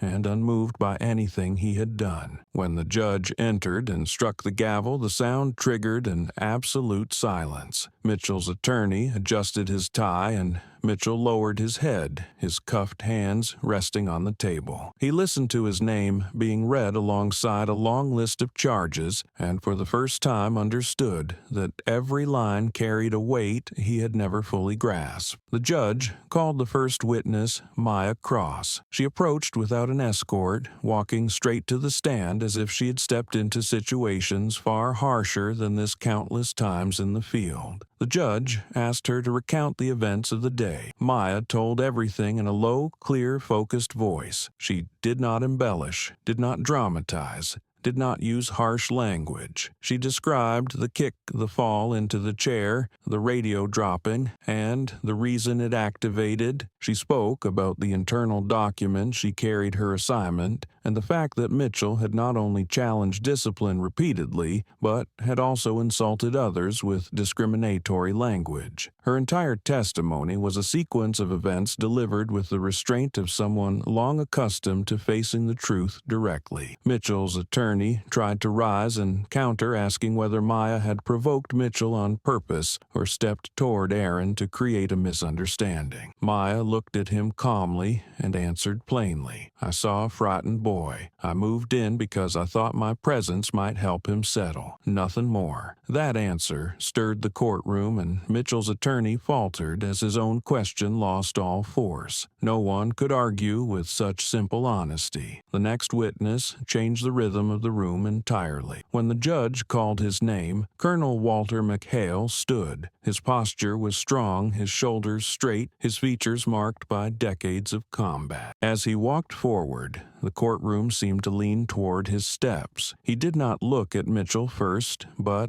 at Maya, and in his eyes was the deep acknowledgement of a commander who trusted his soldier without question. Then he turned to the judge, his voice carrying full authority. "She saved 14 people on a mission in Afghanistan," he said, silencing the entire room. "She shielded her team with her own body and him." He shifted his gaze to Mitchell, his tone steady yet heavy as stone. "He kicked her while she stood still, unarmed, unthreatening, and performing the duty assigned to her." Mitchell finally lifted his head, but his eyes met the colonel's only for a moment before he looked away, not out of fear, but from the feeling of being completely exposed. The colonel's brief statement hit so hard that everyone in the room felt the gap between two lives, two worlds, one who stood for others and one who used power to crush others. When the closing arguments ended, the judge withdrew with the key documents. The courtroom waited in silence that stretched like hours. Mitchell closed his eyes, his breathing heavier, his shoulders sinking. Maya sat in the front row, her gaze fixed on the bench, her expression calm, yet carrying the sense that she had prepared for this moment for a long time. At last, the judge returned. He sat, lifted the gavel, and spoke in a low, clear voice, each word distinct. "The court sentences Mitchell to 10 years in federal prison, no parole, no leniency." There was no applause, only a wave of sighs, whispers, and faint shivers across the room. Mitchell bowed his head, his shoulders trembling. He did not resist, did not claim innocence, did not shout. He simply sat there silent, like a figure that had forgotten how to stand. The military police stepped in and locked his cuffs tighter, the pale yellow light of the courtroom reflecting off the steel chain and making it shine like the final mark on a power that had been stripped bare. Maya stood. She looked at him for 1 second with no hatred and no pity, only a quiet look as if accepting that justice had just done its part.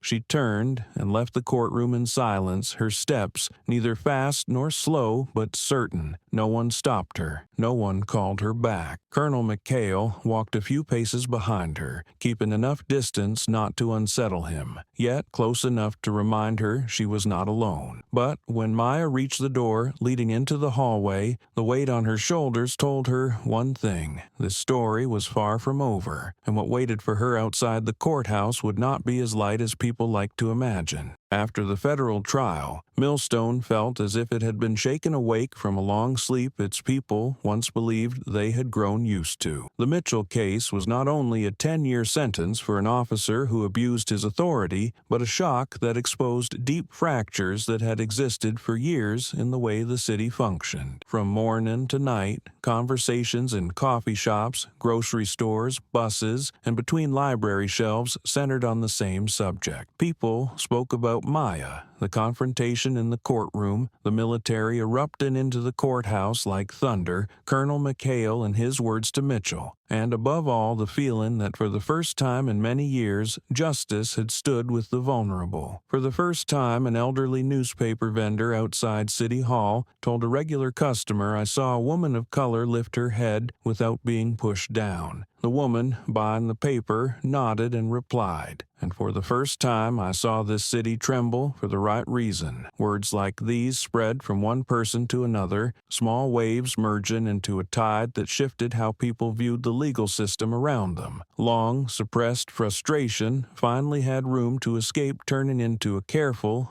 but powerful hope. The case also sparked debates in the media about the role of police in the community. Many, who once stayed silent about minor misconduct because they believed nothing could change, now began to speak louder, ask more questions, and demand more. But the greatest pressure fell on the Millstone Police Department, where Mitchell's name was now seen as the first sign of a sweeping purge. A few days after the sentence was announced, temporary suspension orders were issued for 7 officers. They had not worked directly with Mitchell on the day of the incident, but their names appeared repeatedly in investigative files, in victim statements, or in internal reports flagged by federal reviewers for signs of misconduct. Some younger officers were shocked, while others exhaled as if they had expected this moment for a long time. The listed names surprised no one except the people on the list. They had grown used to protection, used to believing no one would dare touch them. They forgot that a system may rot,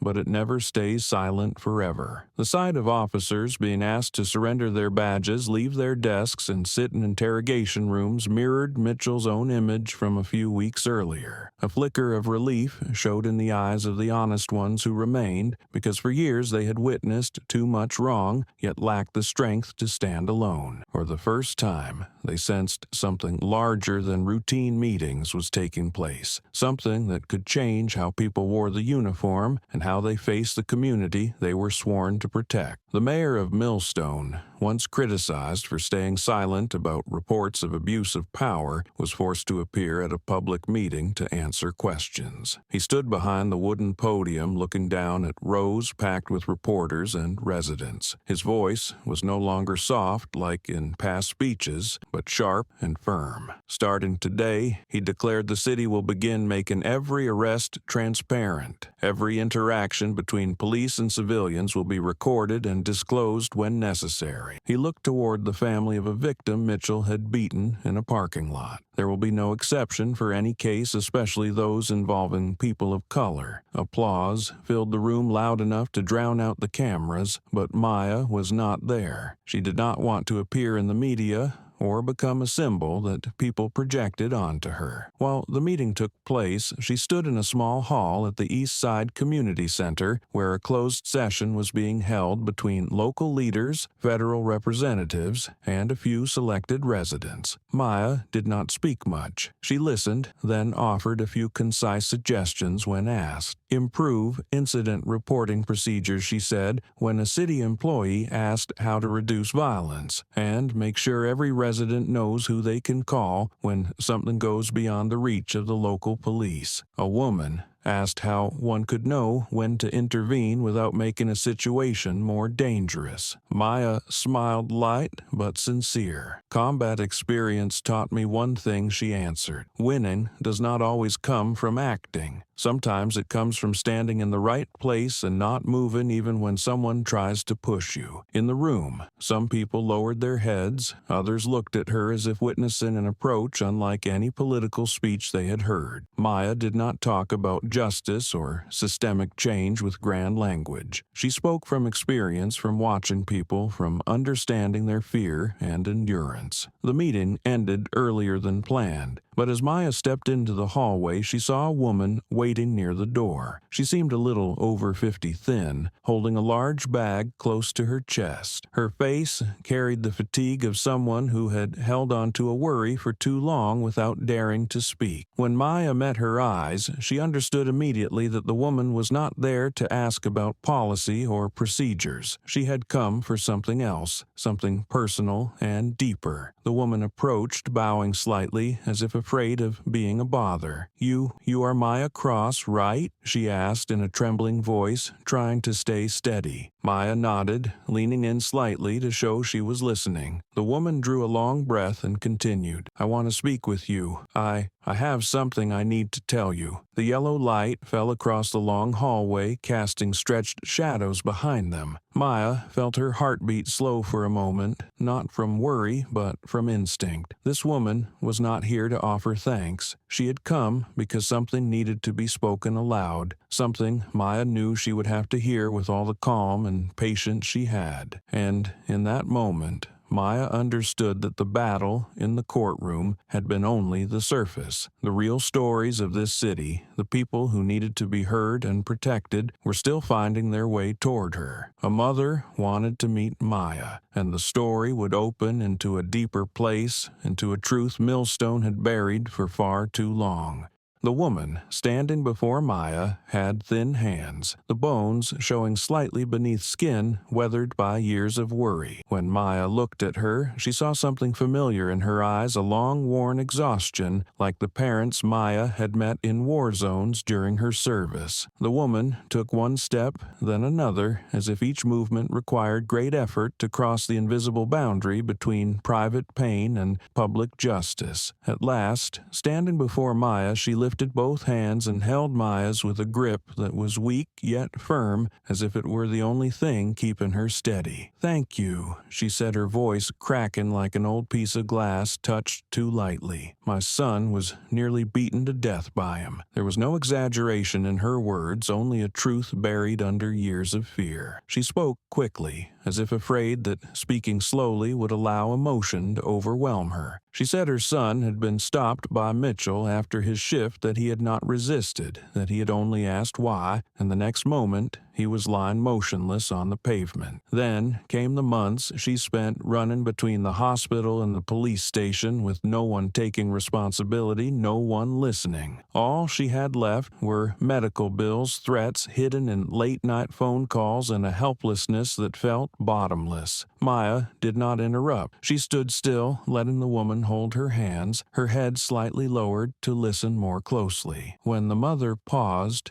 breath broken, Maya did not reach for the rehearsed comfort used to cover harsh truths. She simply placed a hand gently on the woman's shoulder, her wrist warm enough for the woman to know she was no longer speaking into emptiness. Maya's eyes did not show dramatic emotion, yet held a depth of understanding recognizable to anyone who had faced loss. That quiet, listening silence made the woman cry, not from new pain, but from finally having a place to set it down. The woman's sobs spread softly through the community center hallway, and then something unexpected happened. The people waiting behind her stepped forward, first one, then another, then an entire small group. They formed a line, not loud but full of resolve. A man raised his hand, his voice low and steady. "I want to thank you too. Mitchell once beat me because he said I looked at him the wrong way." Next was a younger woman who said she'd been threatened with arrest when she questioned why she was being searched. An older woman said Mitchell had spoken harshly when she reported stolen items and once shoved her shoulder hard enough to make her fall. All of them, people who had stayed silent under pressure and fear, now stood before Maya to offer thanks and release a part of the anger they had carried for so long. None of them came to demand anything. No one asked Maya what she would do next, or expected her to solve the pain they had carried alone. They only wanted to stand here close to the woman who had made the city listen to their voices again. Looking at them, Maya felt a kind of strength she had never imagined herself representing. It was not strength built by weapons or rank, but the strength of truth revealed at the right moment, allowing people who once thought they were nothing more than faint marks in society to realize they finally had worth. The line did not stop. As one person stepped away, another approached, eyes, red voice shaking. Yet every word they spoke made Maya understand something something more clearly. The Mitchell case had not only closed the chapter of an abusive officer, it had opened a door the city had kept locked for too long. A door that once pushed open in that courtroom let light in, illuminating every forgotten story, every hurt that had never been seen. A middle-aged white man came last, not crying, but speaking with deep gratitude. "You did what many people in this city were too afraid to do." He said you stood tall in front of the man we bowed to out of fear. Then he bowed to Maya, a formal gesture that made several others do the same. Maya felt heat rise slightly along her spine from emotion, but she held her steady posture. Those voices blended into a strong current that carried Maya back to the larger meaning of what had unfolded. She had not only witnessed the fall of Mitchell, but also the rise of a community that had once shrunk under abuse. She knew this was a rare moment when justice did not stay on paper, but reached the hearts of people abandoned by it for too long. And these small yet persistent voices, would be the ones to keep pushing the change the trial had sparked. As the line thinned, Maya stepped back to breathe. The hallway was wide, yet felt tight beneath the weight of what she had absorbed. She leaned against the wall, hand to her chest, steadying her breath, and, just as she thought she could leave the quiet community center, a familiar male voice sounded behind her. "Maya." She looked up. Colonel Walter McHale stood at the end of the hall, hands in his coat pockets, his eyes sharp and calm, like the day he defended her on the stand. He did not hurry, but walked with deliberate steps as if choosing the right moment to say something important. "Step outside for a bit," he said, his voice low but clear enough for her to know this would not be a casual talk. She nodded and followed him, sensing that whatever he was about to say would open yet another chapter in a fight she thought had ended. And as they left the hallway, the door closing behind them marked that what came next would not live only in courtrooms or paperwork, but in the future of Millstone and those like Maya.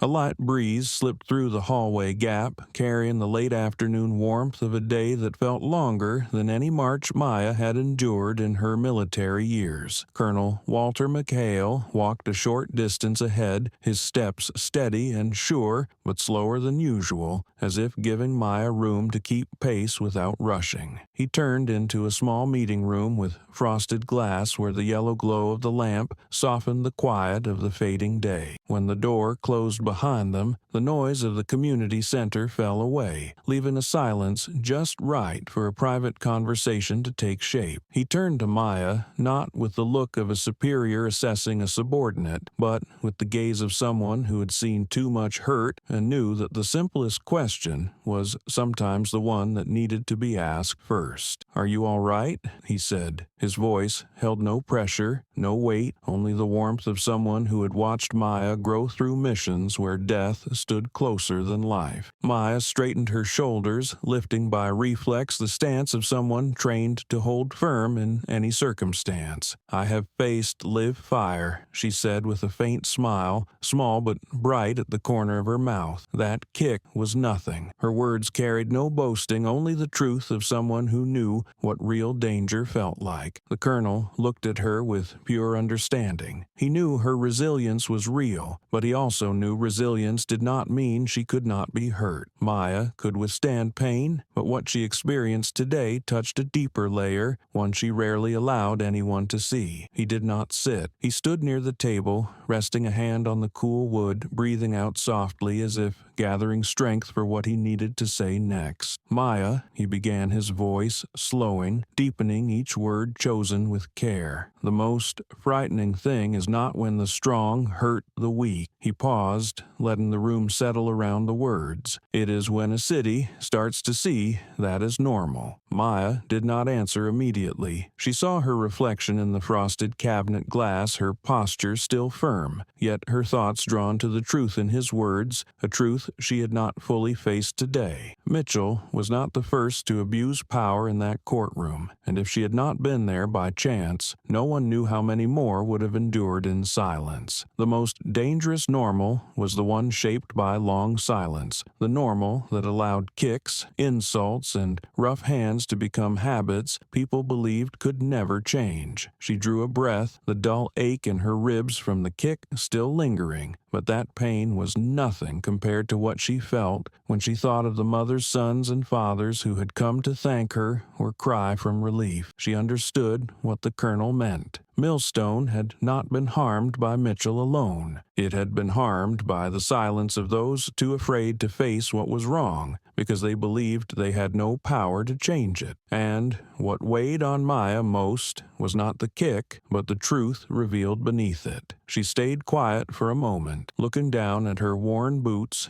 then back at the colonel. Her silence did not mean she lacked words, only that she was letting his sink in the way battlefield advice had once saved her life more than once. The colonel stepped closer. He rested a hand on Maya's shoulder, the large, rough hand of someone who had spent years in the field, yet the touch was so light it felt like reassurance. "You just saved an entire system from rotting," he said, his voice not loud but resonant in the small room. "And you did it without force, without shouting, without proving anything except the truth." Maya looked up at him. Her eyes held resolve but also a hint of surprise. She had never imagined she carried that kind of weight. Her work had always been technical, precise, cold, never tied to social impact. But what happened in Millstone had pushed her into a different kind of battlefield, where the enemy was not shadows behind a ridge or sudden gunfire, but old beliefs that taught people to endure instead of stand up. "This city needs change," the colonel continued, "and you just opened the first door for them." He lowered his hand, but kept his firm gaze. "Not everyone can do that without turning bitter or seeking revenge. You're different. You stay steady, but you let what's right lead you, not your ego." Maya exhaled slowly, as if releasing a weight she had carried since the incident. "I did it because it needed to be done," she said softly, "not because I wanted to become anything." The colonel smiled faintly. Yet sometimes the people who do not want to be symbols are the ones most deserving of becoming one. Silence settled again, but this time it felt light, like the quiet before sunset, when everything steadies for a coming shift. Maya glanced toward the window and saw the hallway still alive with voices, footsteps, and rustling papers, the sound of a city newly awakened. The colonel paced once around the room before returning to stand before her. "There is one more thing," he said, his voice dropping low enough to draw her attention. "You will soon receive a letter from command." He met her eyes, making sure she understood. "They want you to join a special advisory group for missions involving security and community. This role is not purely military. It is a bridge between what you have lived and what this country needs." Maya did not answer immediately. The news struck harder than any kick, any shout, any thank you she had heard in recent days. The new role was not a simple honor. It was a sign that command saw something in her that could change more than a single small city. The colonel rested a second hand on the back of the chair, his gaze softening. "Do not decide yet," he said. "But remember, you did not enter this fight alone, and whatever step comes next, if you choose it, you will not walk it alone." Maya lowered her eyes, feeling something both strange and familiar rise within her. She had never imagined herself in an advisory role, had never thought her skills could shape anything beyond a battlefield. But now, seeing Millstone rise after the collapse of its old system, she realized the road ahead no longer felt solitary. A soft knock at the door cut through her thoughts. An assistant peeked in. "Major Cross," he said, bowing slightly.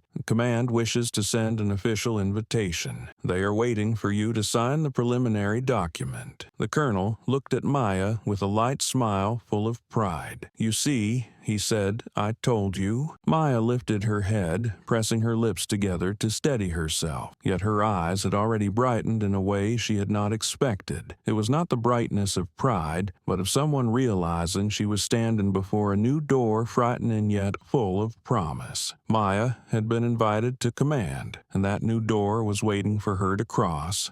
That morning, Millstone was filled with gentle sunlight, not bright enough to be called harsh, but warm enough to ease the minds of people after weeks of turmoil. When Maya stepped out of the small apartment where she was staying, She expected nothing special. She thought only of a rare, peaceful day, one where she could breathe without preparing for another confrontation, without hearing more painful testimony, without watching another abuser being dragged into the open. But when she reached the mailbox in the lobby, a white envelope lying quietly inside made her stop. It had no colorful seal, no formal lines like a summons, only the command emblem embossed softly in the corner. Maya opened it, her fingers brushing a sheet of thick, smooth paper with a balanced weight. On it was a single sentence typed in a formal but not cold font. Mission complete. Proud of you. There was no signature. No sender's name, only a small red stamp at the end, symbolizing the acknowledgement of the entire system she had once fought for. Maya stared at the short line for a long moment, not because she did not understand it, but because it carried a kind of respect few people ever recognized. Command worked by protocol, yet sometimes silence was how they expressed gratitude for those who completed the hardest missions without asking for applause. She folded the paper carefully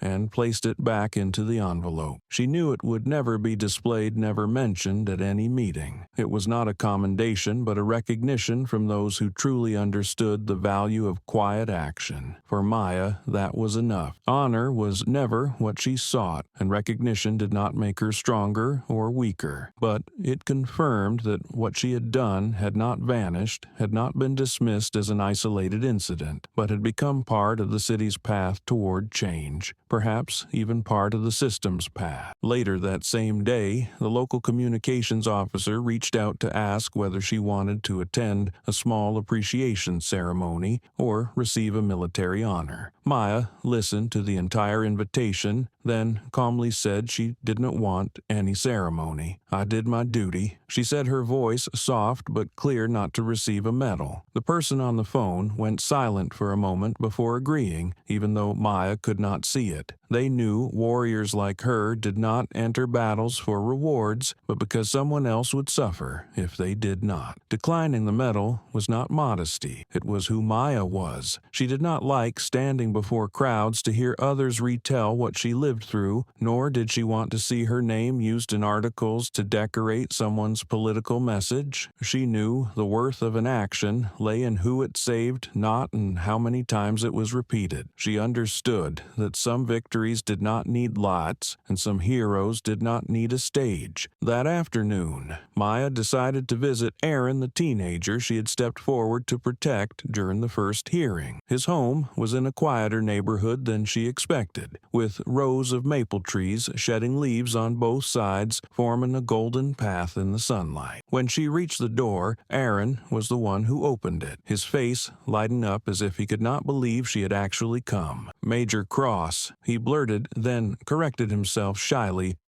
Maya, you really came to him. She was no longer the woman kicked down in front of him, nor just the key witness who overturned the courtroom. Maya was the first person to reach him that day, the person who stood in the chaos to shield him from someone everyone feared. Are you all right? Maya asked as he stepped aside to let her in. Aaron nodded with pride and a hint of emotion. I am free now, he said, his voice almost trembling, and they apologized to me, officially. Maya paused in the small living room, her eyes following the brightness settling on his face. Aaron no longer looked frightened. His shoulders were not tense, his gaze not fixed on the floor. A young man stood before her, steady and hopeful. You deserve that, Maya said, nodding without adding more. For her, seeing Aaron free and at peace was the greatest reward any medal could match. The renewed light in his eyes made every bruise, every pressure of the past days, every shout and hostile glare from Mitchell turn weightless. She felt her heart stitching itself back together, healing in ways she had not expected. Aaron's mother stepped out from the kitchen, looking at Maya with the same eyes that had been full of tears the day before. Yet today they held gratitude instead of fear. Thank you again, she said. Maya only tilted her head in acknowledgement. She was not good at receiving praise nor comfortable hearing kind words. She only knew the woman before her had slept better the previous night, and that was enough. When Maya left Aaron's home, the sun had painted the long street in gold. She walked slowly, letting the afternoon settle on her shoulders. In that moment, she understood that her battle in Millstone had come to a true close. Not because Mitchell had been sentenced, not because files had been reopened, but because people like Aaron could now breathe without living under the shadow of fear. But as she turned onto the main road, her phone vibrated. It was a message from the mayor's office. Only one line. The city would like to hold a small gathering for you. No formality, no press, just residents who want to show their appreciation. Maya stood at the curb reading the line for a long second. A small gathering, not a ceremony, not a spotlight, just people whose faith she had helped restore. She felt her chest soften, and she understood her time in Millstone had one last step, the gentlest yet most meaningful. A gathering meant for her. A quiet pause before she stepped into her new chapter at command.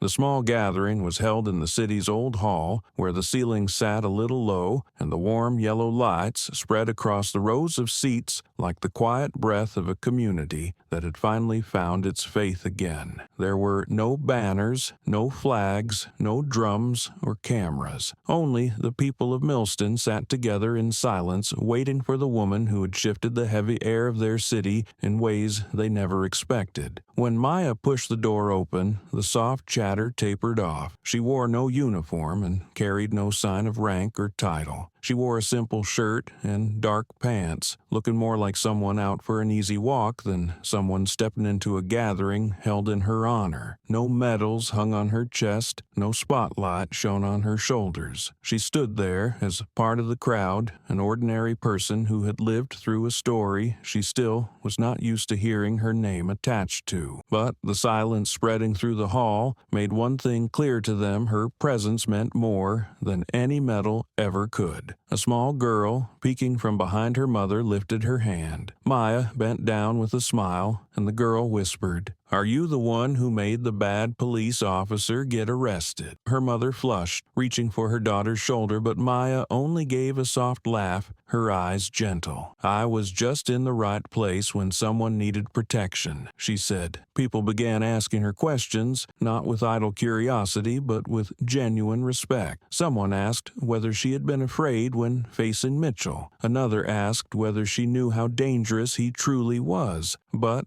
among the scattered questions, one rose above the rest, spoken clearly by a man standing in the middle row. "What made you stand up that day?" Maya straightened her hands, loosely clasped. Her eyes did not settle on the man alone, but swept the room, taking in the faces she had seen in hearings and meetings and tired hallways. She saw the mother who had cried in her arms, Aaron in the third row from the back, the people who had stood in a long line to thank her, the faces once dimmed by fear, now carrying a little more light. She did not rush. When she finally spoke, her voice was quiet, but reached every corner. "If I stayed silent," she said slowly, "the wicked would think they were right." It was not a declaration or a hard-edged statement. It was soft, yet carried the weight of a stone dropped into still water. From the first row to the last, everyone felt that her answer was not only about the day Mitchell threw his kick. It spoke of the years she had spent in battle,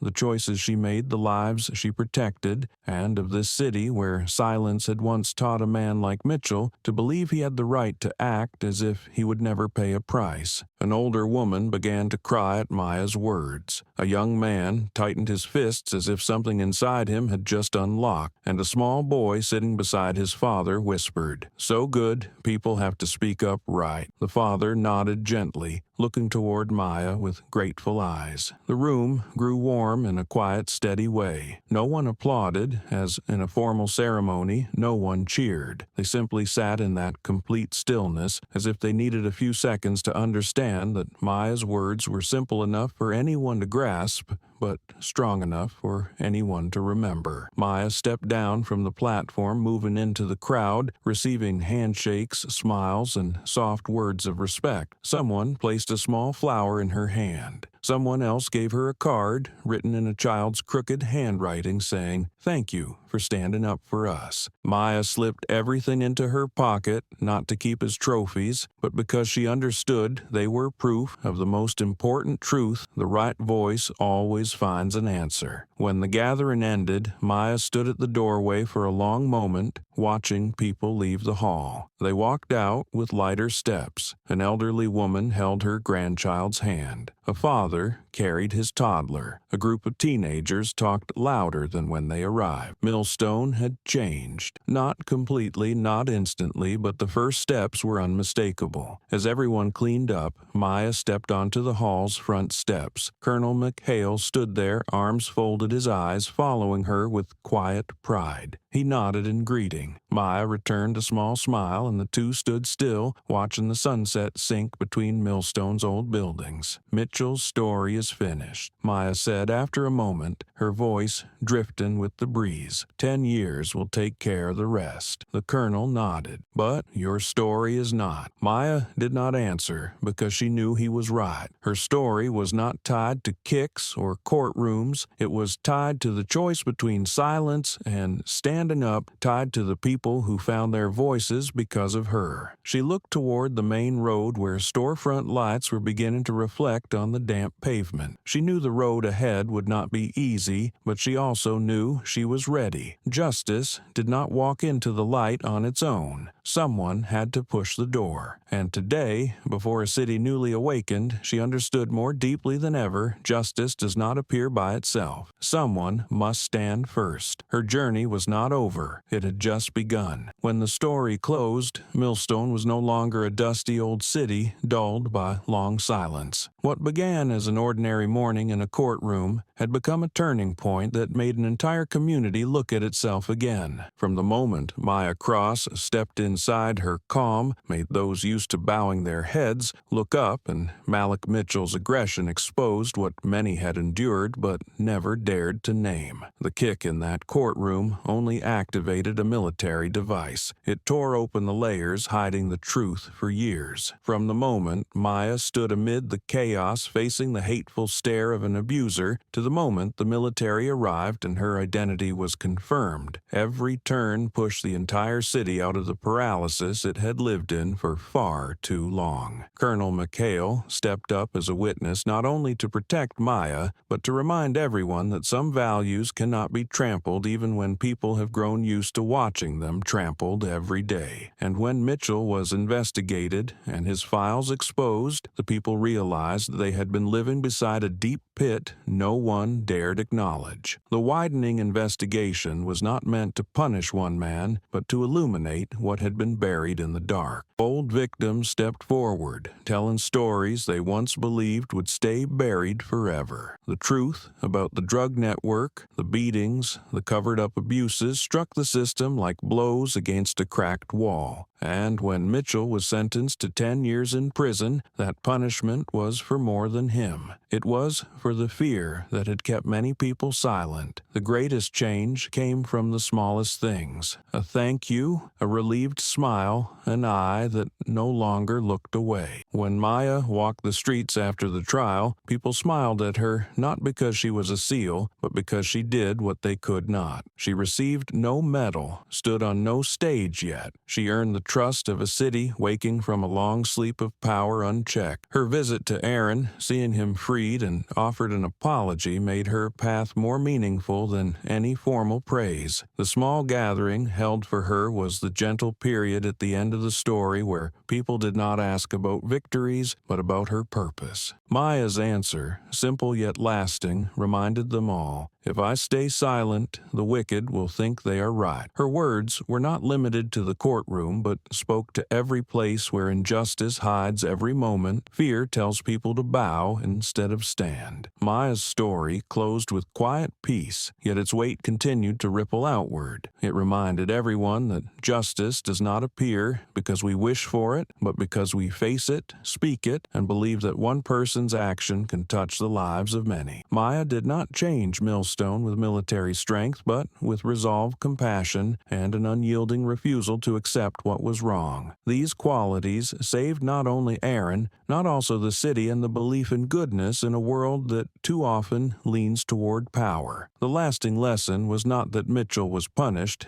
but that Maya stood up. When one person stands, others find their courage. When truth is spoken, darkness cannot stay thick enough to hide wrongdoing. And when justice is carried out through the smallest acts, it becomes a light guiding the whole community. Maya's story does not end here. It becomes a reminder that everyone faces a moment to choose between silence and standing up. And sometimes that choice decides whether light spreads or fades. In a world still full of injustice, Maya's story urges each of us to be the first spark,